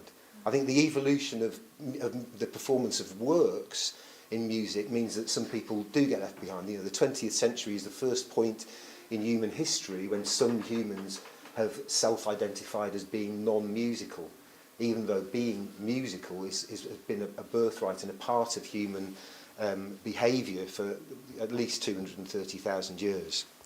So that's in a nutshell, that's the argument that I'm kind of trying to propose for music, that we can use music making as a form of civic imagination, as a way of materialising the values that we may need in terms of our relationships with each other, and by extension to the planet and the other cohabitants of the planet, the other non-human entities, as a way of not just imagining the values that we may need to inhabit a possible future, but literally performing those values. So as a possible resource for thinking, how can humans evolve into the Catholicene or whatever comes after the Anthropocene, music making might be thought of as a resource for that kind of situation. I'll finish with a couple of examples. One of the ideas that I play with is that to be a musician is always ever and only to be this musician with these people, with these materials, within these cultures and traditions, and that's the same for every person who makes music on the planet, I think. For me, because my situation as a musician in West Cumbria, some of the things that I do intersect, I think, with geology. This is a project that we did in 2018, and I'm referring to this one because obviously there's a geological connection to it. It's the Fellowship of Hill and Wind and Sunshine is a words, text taken from the dedication speech that was given by the mountaineer Geoffrey Winthrop Young in 1923, when the great gift of mountain summits was given to the nation. So I'm sure people probably know the story, but if you don't, the Felon Rock Climbing Club based in Keswick, after the First World War, set about to raise enough money to purchase as many mountain summits as they could. And they were able to buy a total of 14 mountain summits, including Scarfell Pike, including Great Gable, including Thorny Fell, where this was based, as a gift to the nation in memory of the members of the Felon Rock Climbing Club who had died in the war. And the reason for that was because of people's connection to the land. So what was being celebrated in the gift was about the meaning that the land had and the particular geology of the Lake District had for people who had given their lives in sacrifice, you know, to the nation. The project that we convened in 2018 was to put a scratch choir together to perform a song cycle on some of the summits that had been gifted to the nation. And we used the text from 1923 as the libretto for a piece that was performed, where we literally sang the words of the dedication ceremony on the top of Great Gable at the point where it had been dedicated, where the land had been dedicated to the nation. And the resonances of it were really profound. I think people felt a connection with the land through the act of singing. They also felt resonances through time to the initial great gift of land that had been made in 1923. But what was interesting, because he used this as a piece of research as well, we used a narrative methodology called SenseMaker to listen to people's stories about the experience. What people said, and this was a commission for the National Trust, and we confidently expected that, you know, the premise on which it was based was that this would bring people into a closer relationship with the land, with the geology that they were going to be singing in. When we asked them to think about their experiences in relation to themselves as individuals, the people that they were singing with, and the land itself, in terms of, we asked them to plot their experience against a triangle as a way of sense making. The significant majority of people who responded all talked about the sense of connection to people. So whereas we were expecting people to want to talk about their connection to the land, what we realised was actually there was a more complicated relationship to the land. That the land in this instance was a resource that was being used to foster human solidarity. So it was a more complex picture than we could have imagined. The project I'm currently doing at the minute is called Earth Song, and what we're doing this summer, you might see this out and about, we're making a living installation of singing humans and willow critters. So we're working with the willow artist Phil Bradley to make a series of critters. These are things just taken from just a couple of weekends ago, as a way of performing the intra-connected relationships between humans and non-human species. So what it's a disavowal of politics in a way. It's recognising that the need to address climate emergency is a moral universal imperative. So it's not in any way, there are people in the Green Party involved in this, but it's recognising that actually to understand how we move forward, we need to find a way of making change something that is part of people's everyday life, and creating opportunities through art to support people to reimagine their relationship with the natural world. So I think, is there anything else I wanted to say? That might be as far as Oh, actually, no. There was. I'll finish with this one thought because I think I've got 2 minutes left. The third kind of performance that I didn't touch on was around the performance of identity, and I think this is. So this is what I'll finish with.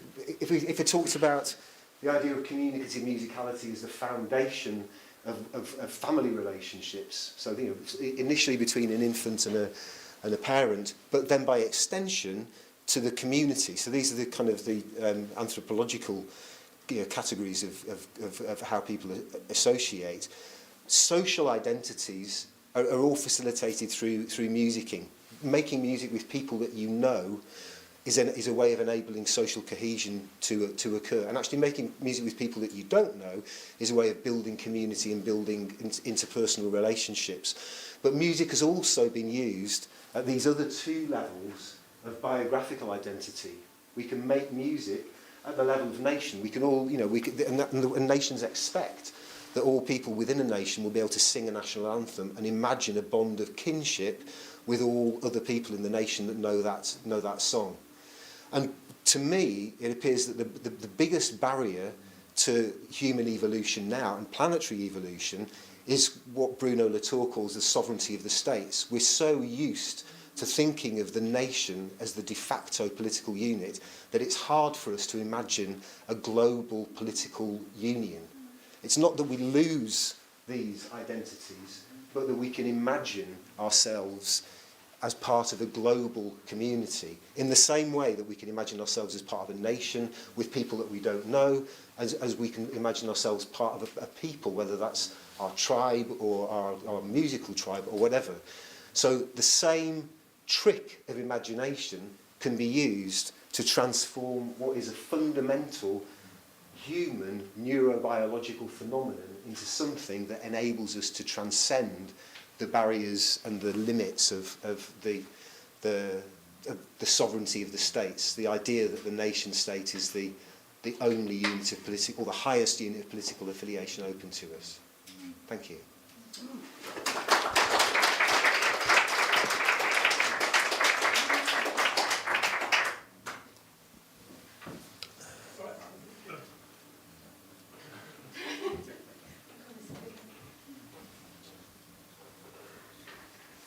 That was great.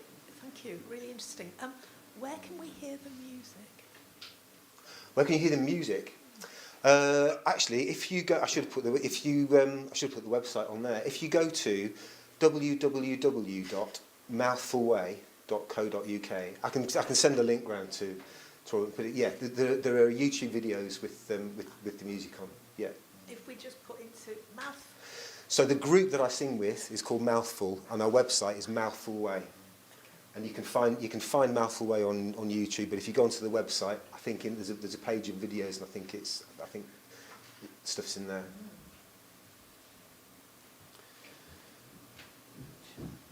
Thanks very much for that. It brought the music into the geoheritage bit that I had on one of my first slides. I'm not going to make a criticism at all. No, please do. I think you raised two important points, and I also have that, politics and economics.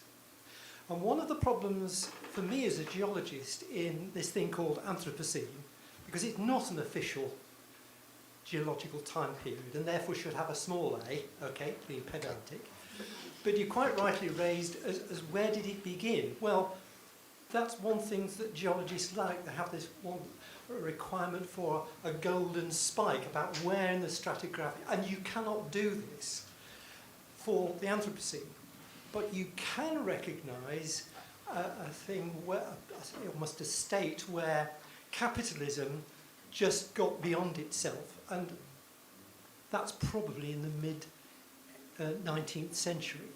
But we've now got to a state politically, and this comes back into your global nationhood type thing, where we've got a form of extreme capitalism. Everybody wants things on the cheap, and the way to do that is trade with all sorts of, guarding his words carefully, shall we say, less than savoury nations and the way they do things, because capitalism demands that, because it requires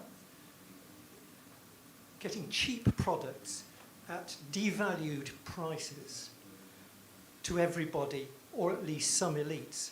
But I think that, funnily enough, people like Tim Souster and Cornelius Cardew tried to do that some time ago, and I see your movements as being something to actually invigorate this against this extreme capitalism to go towards more circular economies rather than the situation. Now, that's a very political statement, and I don't normally do these as a geologist, but in using Anthropocene in this way, as you, I mean, there's no problems with that, but it does actually highlight some of the things that you've identified there as things that, if you like, the artistic community in general should be attacking, because they won't believe scientists, but maybe they'll believe artists working with scientists. Yeah, and if I could briefly respond to that, that's some great insights. I had a thought then, and it just completely left my. No, I was thinking back to. So it's for me, it's really worth remembering that some of these ideas that we have that we take for granted are literally only a couple of hundred years old. So so Hegel's notion that humans can appropriate anything through their labour is as an idea sets up the idea that humans are the only things with rights and everything else is either property or potential property. So that idea is so ingrained into the way that we think, and Kant's League of Nations is it sounds like a wonderful ideal, but the intention of it is to be able to work together mutually to exploit the earth, to kind of take dominion over the earth. But these ideas are only a couple of hundred years old, and I think it's why geological timeframes I think are really helpful for artists to think. Because from a musician's point of view, if I'm thinking, actually music is something that people have done for 230,000 years, these recent political developments are like a very, very recent. And we're not going to get past the barriers that we currently face by looking to those systems to be able to find solutions, because capitalism isn't going to find a solution for itself. It can only be replaced. And I think that's why the civic imagination for me is a more potent tool for thinking about how we move forward, because essentially it's a disavowal of politics. It's saying political systems are not going to give us the solutions that we need to progress and evolve. We have to do it in a different way. The whole, think global, act local. That's what we need to do, and to an extent, put aside or disavow political solutions, because they're clearly not working. Just an observation, really, but something I've been thinking about for a while. I wonder if the invention of recorded sound is a watershed in human history. Yeah, no, absolutely. Yeah, no, I couldn't agree more. I mean, I think that from an economic point of view, at that point, music was something that was scarce. So the reason that we saw a great rise in music's value to nations was because it's been attached to GDP for a long time. So when the first gramophone records came out, the only way you could hear the music was if you owned a gramophone and you owned a record that had it on. So it was completely scarce. And what we saw in 2000, when digital distribution made recorded music virtually free, all the costs of reproducing it were virtually zero, that its economic value completely shifted. That's part of what I think is going on here. The symbolic value of music has the potential to do something different because it's been separated from its economic value. Well, I was also thinking that to some extent recorded sound is a form of alienation, because you can listen to performance without being anywhere near the performer. Yeah, yes, yeah. Very good point.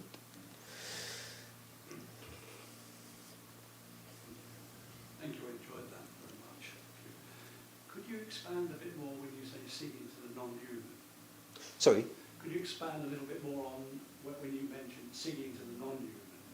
To the non-human. Non-union. Human. Oh, non-human. Okay, sorry. So, I think so, and this is drawing on. It's about our relationship to the non-human. So I think this is recognising that in a post-human idea, what we're obviously thinking about is that all life on Earth is connected. So rather than thinking about how humans interact with the world, we're thinking more about intra-action. So Karen Barad's agential realism gives us these ideas that we really need to be thinking of how everything interacts and causes effects mutually and interdependently.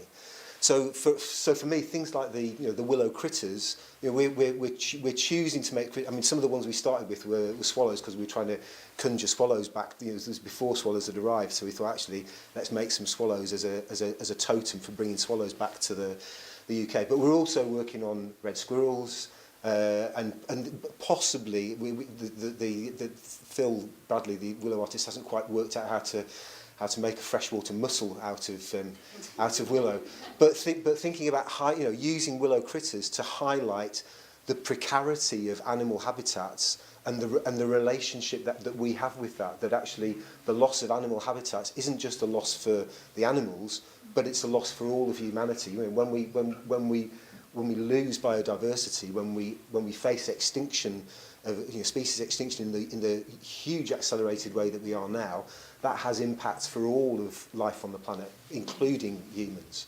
So I think in terms of making music for the non-human, it's with the imaginative intent that what we are doing is conjuring up a more terrapolitan identity in doing so, and that in doing that, in living that, in performing that it becomes part of the way that we think. Dave, thank you very much. That was fascinating.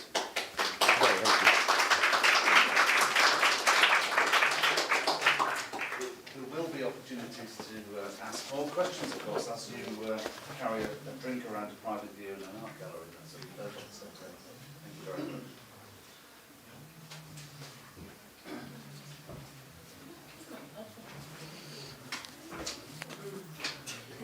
Look for my 5 minutes.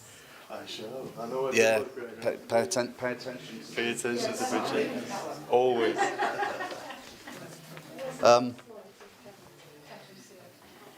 Right, Callum, you should be in there.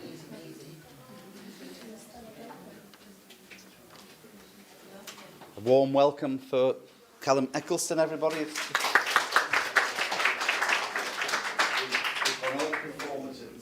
We can, yeah.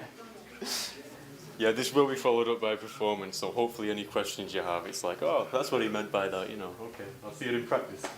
Yeah, it's weird seeing the title so big, it's quite impressive when you see it that way. Oh, I've done something.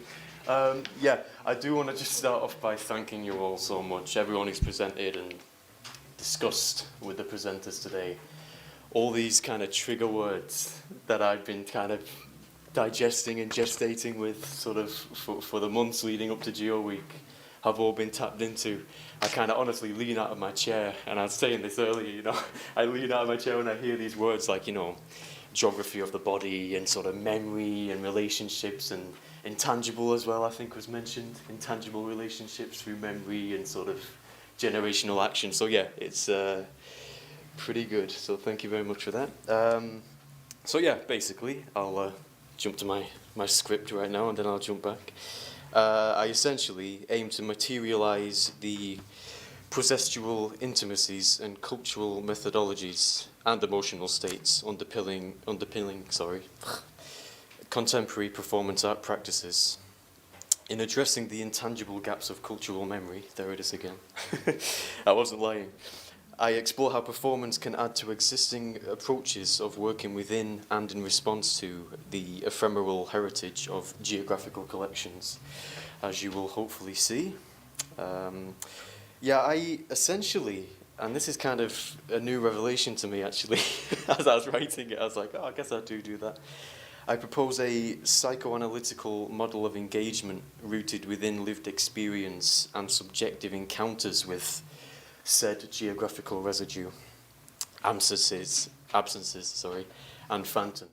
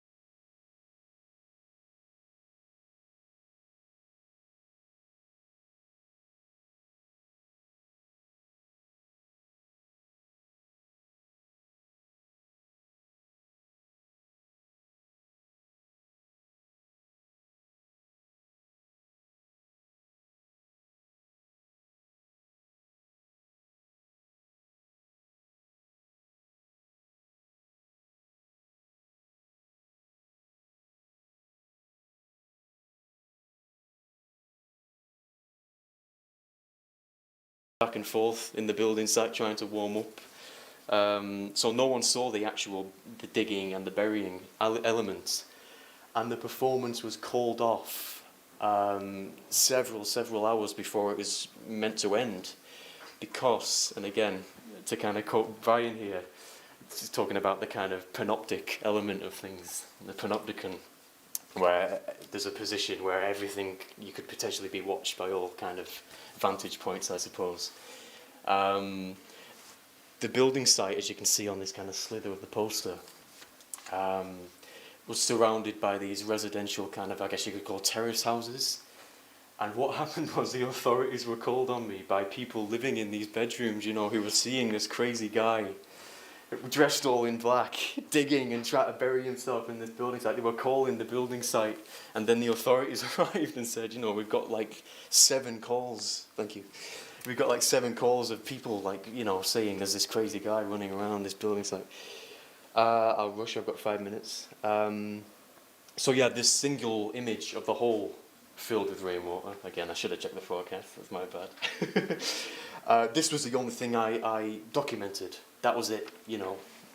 So I thought I'm going to use this, again, to kind of as a piece that I can reference and use to call back to this event. So I gathered together all the materials. It's quite dark on the screen, I do apologise. But you've got like kind of boots, the old gloves, and the shovel I used, and, you know, the tape I used to kind of, you know, like whatever, and the tarpaulin, and that was like an installation. It would be kind of coupled with a sign saying, while there exists no direct documentation of this event ever having taken place, you are invited to consider its possibility. So that's what the audience was faced with when they came here. I'd return to the space with again, that pictorial signifier, if you will, kind of super glued onto the bottom of my boots and kind of do some actions there, and it would erode away, again, like the memory aspect. This is in the Balham actually, so I'm going to be reporting again, I guess. I'd return as the work's quote-unquote protagonist, you know, at one point, and very over-dramatically present this kind of figure who had just emerged from this troubling experience. One of many almost naked shots of me on my pen drive, so I do forgive me for that. But yeah, essentially I kind of wrap up because I am sort of running out of time. Obviously I've used this in the past to report upon my own experiences, my own practice, but the upcoming practice-based sort of doctoral PhD I'm going to be doing at the University of Dundee at the end of the year, in September, towards the end of the year even, will give me the opportunity, because the whole thing's based around the Alistair MacLennan archive that they have there, you know, so I'm going to be able to incorporate these illusion-based methodologies as a way of accessing the mind of another performer, the mind of another artist, you know, which I've never done before.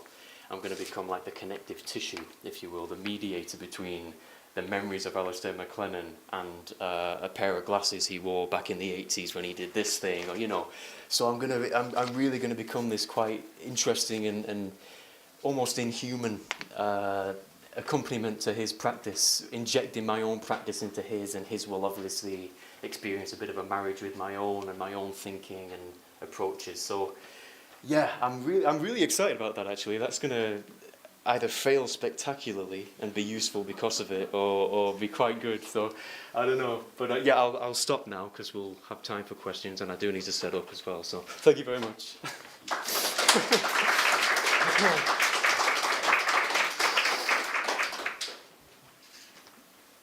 Information dump, I'm sorry. I wouldn't know what to ask either. Hi Callum, I'm from a dance background. So you are, I know. Really interesting to see this. I'm not sure this question is connected to the overall themes that you presented, but it interested me, particularly with the building site example, that you say, oh, probably shouldn't have done that, or you know, people start ringing up, or you cause a reaction to the structure of societal norms or health and safety structures or something. Is that intentional? Is that part of what you do to not pre-prepare that, or is there something in that? Well, interestingly enough, this event was one of the main, because it happened before the Poland piece, like I said, it was one of the main wake-up calls for me as a kind of guy who does performative work or communicates his ideas in a performative way in public most of the time. It was a real wake-up call that, you know, this has an effect, you know, this invades people's sense of social security in a way, you know what I mean? This isn't normal. So yeah, that really became like my focal point for years actually, following that, even to this day. Again, to reference my illusion methodology, I very pretentiously called it during the MA. It was based around that idea. It was based around provoking a response that can't be traditionally captured through documentation and can only be described as I've done to you with the guy with the knife and the calls from the panopticon houses, you know. Again, reliant on oral transmission, so it becomes anecdotal, and that's still material, you know, and it's still creative. That memory of that is creative and can be creative and should be. So yeah, you're absolutely right. That became it became incidental to begin with, but it became absolutely fundamental moving forward. It's completely invaluable to me now as a performer, I guess. You know, I always find it weird calling myself that, but you know, troublemaker I think is probably more right. But no, thank you for your question. Does that answer it, by the way? Is that right? Yeah.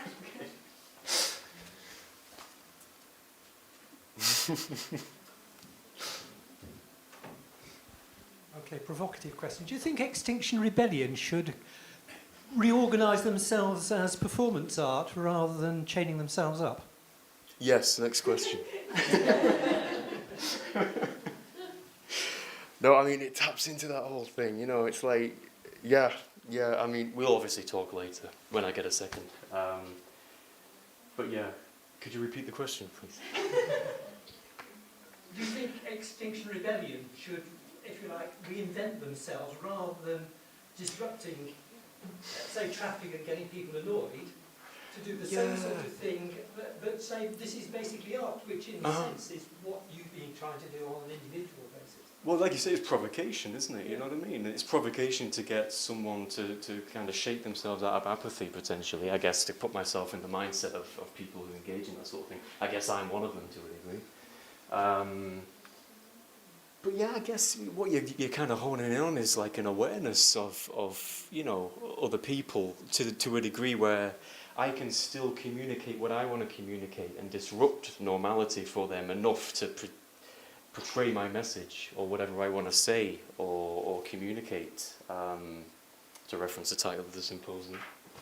But yeah, to be aware of the degree to which that disruption has an impact to the point where we pass what message is trying to be portrayed and it becomes annoyance, you know what I mean? Like stopping in traffic, it's like, oh, I noticed the sign you're holding up is anti-this or pro-that, but you're in my way, and I'm sort of, either by choice or subconsciously, I've forgotten what you were saying. You're an obstacle now, you know what I mean? Potentially, I don't know. I've never held up a sign, but maybe that's in my future. Post-PhD, I don't know. But no, that's a really good question, actually. I'm sorry you have to ask it twice, you know. I'm very tired.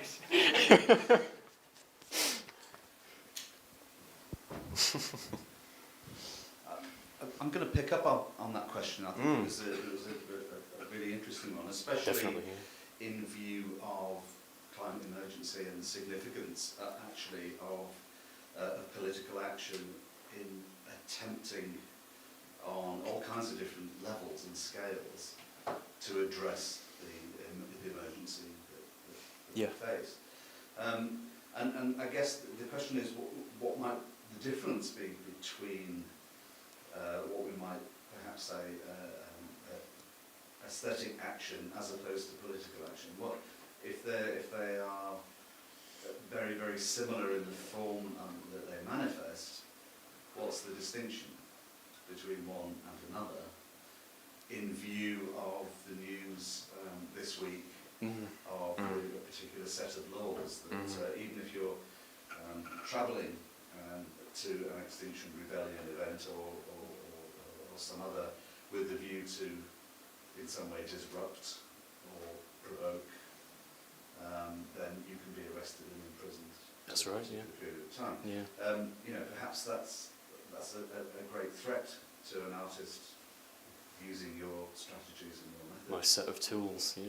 So maybe that gets bounced back into the rest of the room. Well, I'm glad you asked that, Robert, to be fair, because I do remember you saying, again, to think back to the MA, you know, why do something using art when you can just go into Carlisle City Centre and hold up a placard, you know? And that's lingered with me. Much like, I don't want to know what you did on your holidays, it's your voice. I wake up in the night sweating, I'm like, ah. But no, it's a great question, and I do think it deserves more than just my voice on it, to be honest. More than what's left of the brain on it. Well, I was partly also reflecting in my question there on the talk from Dave, because again, you know, if we kind of reduce these actions to something which is similar, rather than overlaying them with some kind of cultural idea of the quality of, you know, so what's the difference between, if you like, regular sounds and singing? You know, it's that kind of argument that might take place. And similarly here, and yet there is a moral and ethical imperative in view of this idea of the Anthropocene and in view of climate emergency and the kind of things that the rest of us are talking about with that focus on geology. You know, these small actions have other consequences and have big consequences, is what I'm getting at. But I'm really interested to know how our culture is going to separate one thing out from another. Why is that thing and that is another thing? I guess I'm also echoing some of Bryan's observations and thoughts and questions as well in that respect, because it ends up being perhaps it ends up being a difference in scale rather than size, for example, and we need to start to unpack things perhaps in those terms. Just an observation. Sorry. Thank you for the observation.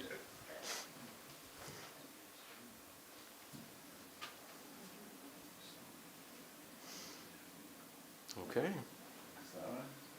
Oh. I have a small question. Was there a specific reason you liked Poland to do it? It was a festival I was invited to attend. The first ever festival I'd done actually for performance, so I was like, yeah, I'm going to do this, you know. I didn't see it in my inbox initially. They were like, check your spam. I'm like, oh my God, I'm like a day past the deadline to accept. Yeah, I'm coming.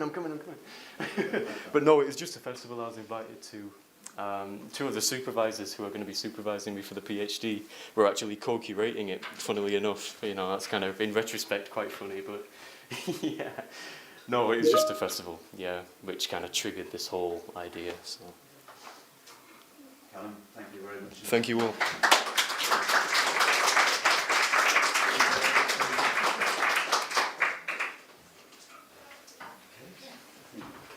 What kind of background would you like?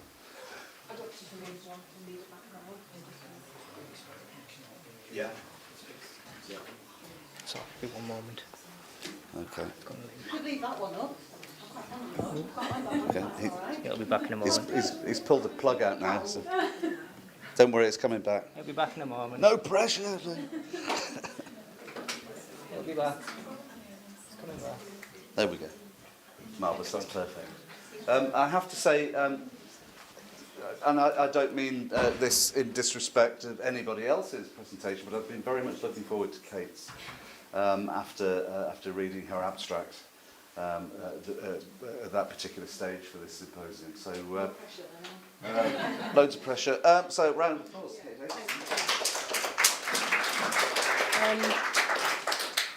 Put the water over there, then I don't knock it over all of this stuff. Yeah, this was written for Deeptime, funnily enough, before I knew about this symposium and Geoweek, which is the art installation up the west coast, which is intended to bring people out of the honeypots and down the rough end where I live. Whether it will or not, I don't know. And it's called Breccia. And it's a prose poem, and it's about 13, 14 minutes, and then I've prepared just a short talk about the making of it after that. This will be a mess, a muddle, a conglomerate of reports and rumours, of suspicion and wondering, of rock eroding, of family eroding, of stone and shame, shame and loss. Breccia. When they asked me to write about the west coast of Cumbria, I thought of you. And when I think of you, I think of limestone, our rock. We knew nothing else, assumed the rock of our hill was the rock of the world. By day, we negotiated it. We wandered over soil so thin that the nubs of limestone cutting through were earth's white bones. When night dissolved it, we lay on our bellies and counted as the lighthouse on the end of the peninsula flashed its warning, reminded us that the tip of the land was a dangerous place to be. 8 miles away, a flash every 8 seconds. Beware.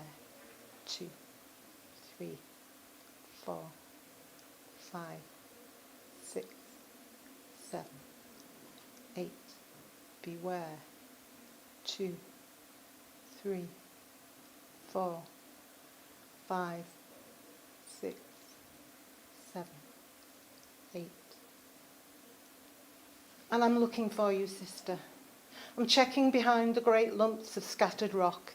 I'm searching in the rubble of tumbled, dry stone walls. I'm reading up on geology for clues as to where you might have gone. I compare maps. Maybe there's something I've missed. I'm still missing. There's so many maps. I'm becoming confused by boundaries and contours. The OS symbol for a railway, a footpath, a cliff. I keep pictures of you in my head, and in most of them, you're already sick. You weren't always sick, yet all I can see are out of focus, still life snaps of a girl becoming thinner and paler until I can't make you out at all. This is my fault, this losing. In the limestone there was iron, great sops of hematite, the ore that brought the miners here, that turned the soil and the tarn the red of old blood. Heme, from the ancient Greek, hema, blood, heme, hematite, hemoglobin, blood red, the red ochre of bison and hyena painted on cave walls, of handprints on rock across time and place.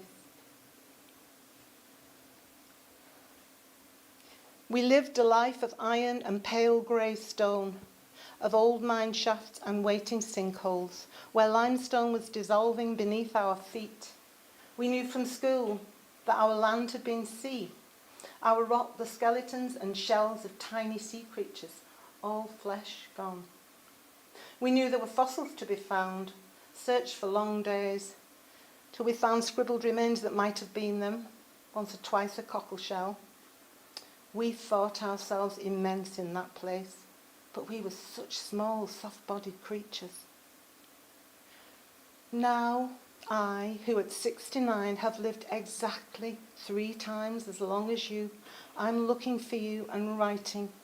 I'm searching the west coast, but it's huge and wild and beautiful, and I don't know where to start. Why am I going there?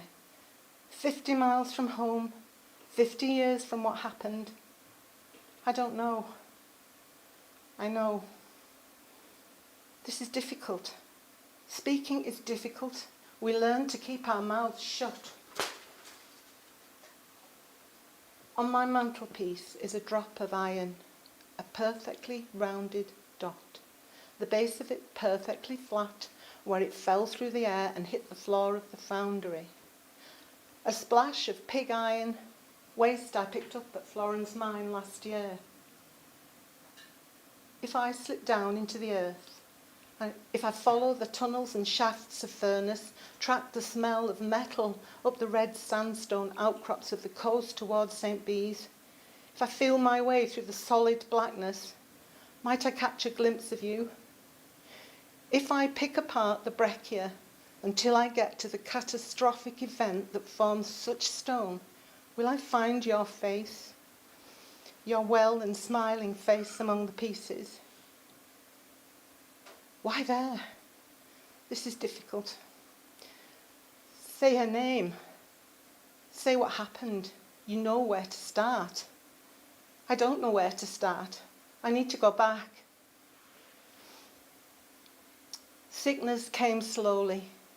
We didn't see it creeping towards us. We didn't know there was something dreadful making you drag your feet along the lane, forcing you to lie on your bed, reading and drowsing through long, hot days, as something leached colour from your skin, splashed livid bruises over your body. We only saw it when it was in your bones, and the ambulance came.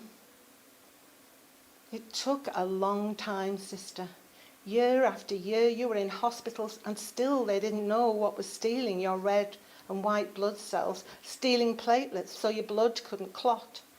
Hemoglobin, corpuscles, platelets. We were learning a new language. Blood counts became our maths, the reckoning of iron in you, the standard by which we gauged whether the world might carry on or fall away under our feet. And then they said another word, leukemia. There was no cure, just terrible things they could do to a child to try and help. Endless tests, biopsies where a thick needle was pushed into your breastbone to draw out marrow. How you hated those. Restless, relentless trying out of drugs in bigger and bigger doses that bloated your small body like a spider, grew long bristles on your chin and tore out all of your lovely hair. When you came home, you had to go out looking like that. You had to waddle the white bulk of yourself to the bus stop in the village. And I was ashamed of how bloated and bald you'd become. When you went back to your other life in hospital, I almost forgot you. I wanted to forget you. Shh, sister. A new name. Not leukemia, something different. More strange was wrong with you, a thing called aplastic anemia. But the outcome was going to be the same. A man still sat up alone in the night and cried and said nothing. It was on TV, black and white footage of those chimneys with smoke drifting, fields of grazing cows, milk poured down drains. We watched, but it was so very far away, it couldn't matter. All the years, all the reports, investigations, reassurances, dramas and documentaries, more inquiries, more reports, suspicion and fear. We were afraid too, even though we thought we were outside of it, away from danger. Shh, sister, don't cry. I'm choosing my words. This is a story. It's not about blame, though Dad whispered that name when he went home from the pub and when he took flowers to the little metal plaque in the cemetery and cried and hugged himself in his flat. And we said, no, Dad. We said, please, don't. Look what it's doing to you. Because we didn't know. None of us knew. What else to do? Can you hear me? I want to tell you something. I should have known you were dying. I knew you were dying. Where are you? Should I say your name? Am I near you? Stay with me. Talk to me. You boiled me an egg for my tea and I wouldn't eat it because it was too runny. I was going to a dance in the village. You couldn't go to things anymore. I didn't eat the egg. I was young and it was too runny. Your huge moon face looked at me from hair starting to grow back. Mum looked away. Your hair, your strange new hair starting to grow back. I wrote a poem about you once, but I couldn't say your name. Shall I read it to you? I've made you cry. How vain I am. I wanted to read the bit, but I wanted you to... Don't cry, sister. I'll say your name. Janice Marguerite Raitt. Daughter of, sister of, a much loved, departed this world. I don't know why I told you about the egg. I know why I told you about the egg. Can I brush your hair? Your glorious shining hair. I'll brush it if you let me. I promise I won't turn away. You can rest your poor head on my arm and I will brush and brush your beautiful hair. When it fell out, it was straight and heavy, like Auntie Winnie's curtains. And when it grew back, it was tufts sprouting. And then it was ferns uncurling, and it was glorious. In no time, it rippled over your shoulders, flowed across the living room and out of the back door. It unfurled along the lane, spooled and spilled through the wood, shone on crow shadow and nightshade. It shimmered over walls and lay in glowing waves among the limestone boulders on top of the hill. Sheep couldn't graze for it. Their hooves tangled in the sea of it that refused to part for anything. And when the wind came, it billowed like mad ideas, lifting up into a May blue, J blue morning. And it hung there above us all. Until the day there was nothing left for them to try, and it tumbled back to earth. And that night I stroked away a loose strand of hair caught at the corner of your mouth, and I felt its wetness touch the back of my hands. Shh, sister. I'll brush your hair. Don't cry. Let me brush your hair. Your beautiful red hair. Rock is never just rock. It changes. It is changing. Rising and folding. Erupting. Eroding. Intruding. Dissolving. Settling in layers. Carboniferous limestone subducting under Permo-Triassic sandstone. Iron-rich waters seeping along faults. Filling hollows. Flowing through time. The great weight of it all here. And then gone.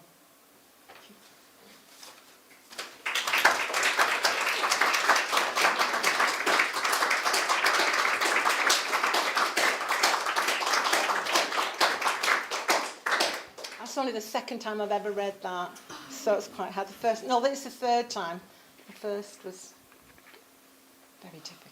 But thank you for the applause, thanks. I've prepared a little talk which I'll read out to you now.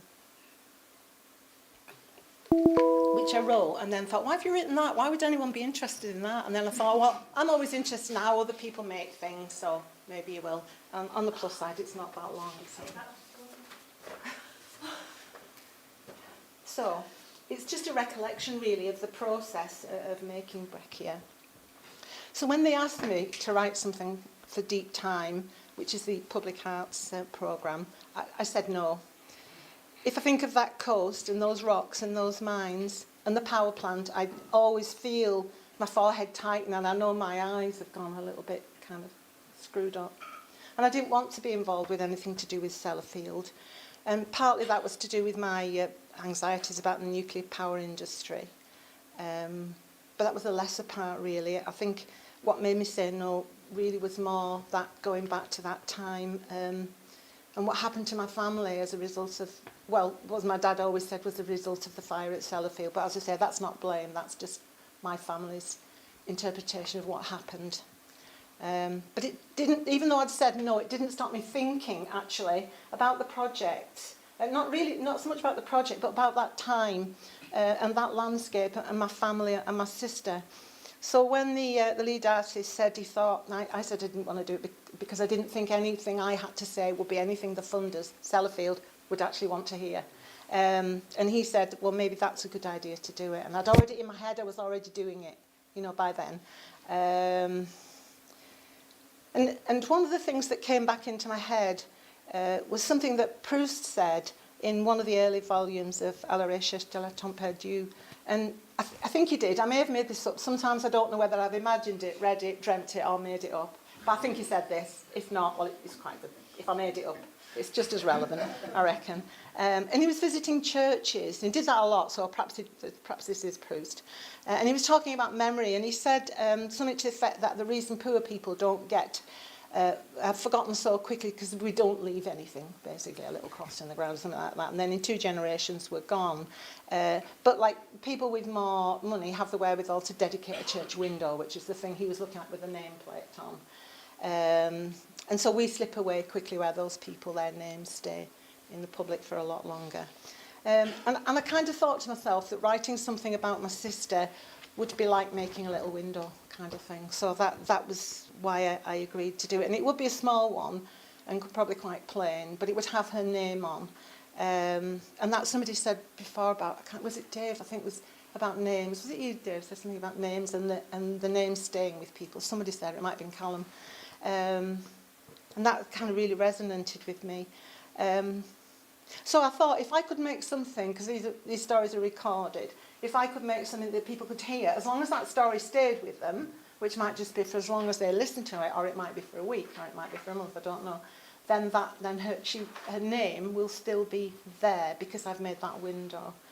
And we grew up in a very wild place. There was rock everywhere, literally everywhere. I was just talking to somebody, and I think she wasn't it about rock and you were saying not noticing the rock in the environment until you go away and come back.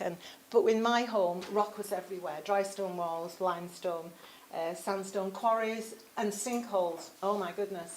Stories about rock and stories about holes and stuff were everywhere. In our church, which was old beyond our reckoning, there was this part of called the Tunwinny Cross, which is a carved sandstone fragment with a tree of Yggdrasil on it, where so the everlasting tree of life. So that connection for me with the ground and stone always seemed perfectly natural and normal. And then one morning, when I was my mum says I was 4, I think I must have been nearly 6. I got out of bed and my legs just wouldn't work. They just stopped working, which was puzzling and slightly worrying, in that I thought, if I shout now, I'm going to be in big trouble, because it's clearly early, no one's going to want to hear me yelling. But I'd actually caught paralytic polio. And after that, so walking and running, what I call skimming the earth, like I love watching people skim the earth. There was none of that. I wasn't going to be doing any of that anymore. So I spent a lot of time sitting, basically. So there's times when I couldn't walk, and then I sat on a little limestone outcrop in the middle of the fields in front of my house, picked away at the edge of things and curled it up. So my life became one of looking down, actually, and picking at the rock to see what was on it and under it, and that kind of thing. So those things were sort of part of my process of making breccia. And then when I was in my 30s, I had kids and stuff, and I think I was too busy to even think about writing or making anything. But when I was in my 30s, I suddenly felt deeply and passionately in love with Thomas Hardy and poetry in general. Thomas Hardy, who knew? I wasn't expecting that. Absolutely. He literally stopped my heart. I missed a beat, for sure, I swear. He missed a beat when I read a poem by Thomas Hardy, and I fell completely in love with poetry. And so I spent 25 years writing stuff and thinking, people say you should have a voice. What is your poetic voice? I don't know, I haven't got a clue. I just keep writing stuff, and I never sent work out or anything. And then someone said to me, you write an awful lot about the ground. And I thought, no, actually I do. I've got loads of poems called archaeology, volcanology, paleontology. I've got a whole series called geology. And I thought, oh no, you do write about the ground. And I was absolutely dumbstruck to realise, I was about 63, and I thought, that's all you ever write about. How did you not notice that was all you ever write about, was the ground? So those kind of things were kind of all the background to the making of breccia, and that. And then I did a course on medieval poetry, and one of the poems that we looked at was called Pearl. I don't know if anyone ever knows the Pearl poem. And Pearl is it's a fantastical dreamscape, kind of a poem. And the Pearl in question, you realise after a while that she's the speaker's daughter and she's dead. And he describes it as, she is the most precious thing, peerless, a jewel beyond measure, spotless and gleaming. And when I read the Pearl poem and I was asked to respond to the Pearl poem, what struck me was how we were not like pearls. Me and my sister, we were not like Pearl. We were not spotless. We were poor. We did not float in white robes by a glorious river. We lived in mud with cows, and quite a lot of poverty.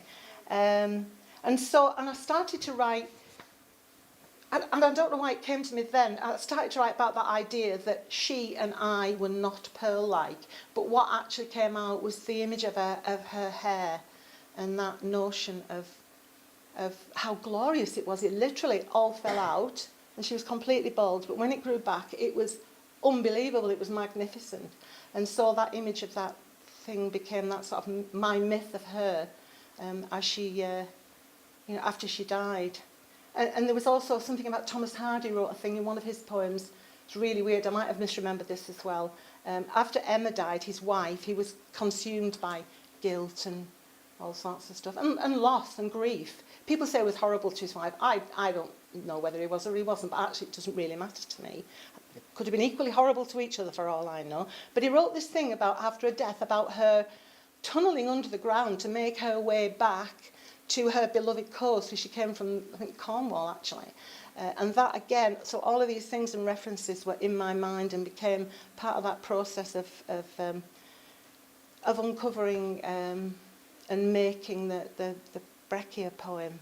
And actually, after I wrote this sort of little kind of explanation of what I was doing, I got to the end and I thought, you haven't said a name in here, you've said my sister repeatedly. Which is, I really find it difficult to say her name in public, apart from to my immediate family, so I just wanted to say it again. Her name is Janice Marguerite Raitt.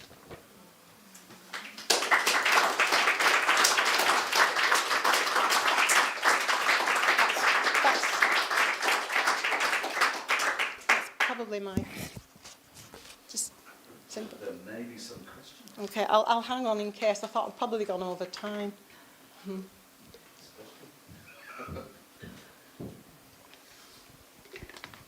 Kate, I think you're wonderful, and I'm in tears here, but actually the question I really want to ask is, have you had a response from Sellafield?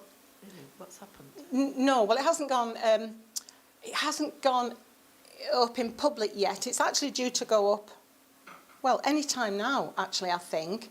And I ran it past on behalf of the organiser, the kind of project coordinators, and me, because I don't want to be sued by Sellafield for saying anything dodgy. So we did take a few things out, but very few. It was really just made the notion of the story of the fire and things a little bit less explicit. I took out the names of the people that I'd put in there. So no, we haven't had a response, but I expect it to be absolutely fine, Helen. Fingers crossed. They probably won't even notice. They won't even listen. Is there anybody else? Have I exhausted you? It's been a long day, but thank you for listening.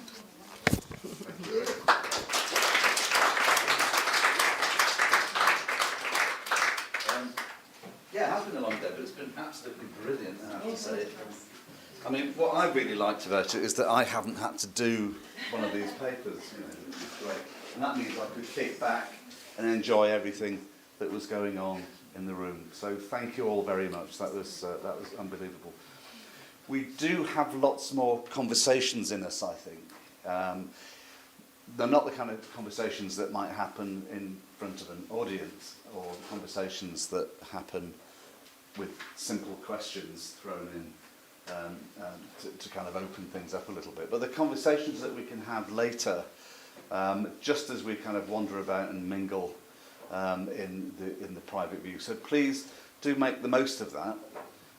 We've only got about half an hour or so before all that kicks off, so your reward is coming for a grueling day of listening. We've also got another fabulous day tomorrow, and I hope as many people as possible can come back to hear the rest of our wonderful speakers and of course to witness Ilana Halperin's keynote. So thank you all very much for coming today. It's been great to meet the people I didn't know, and it's been wonderful to see old friends and colleagues back again. So thank you very much.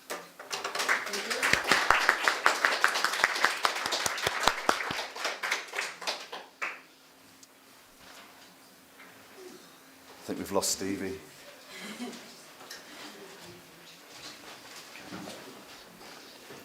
All right.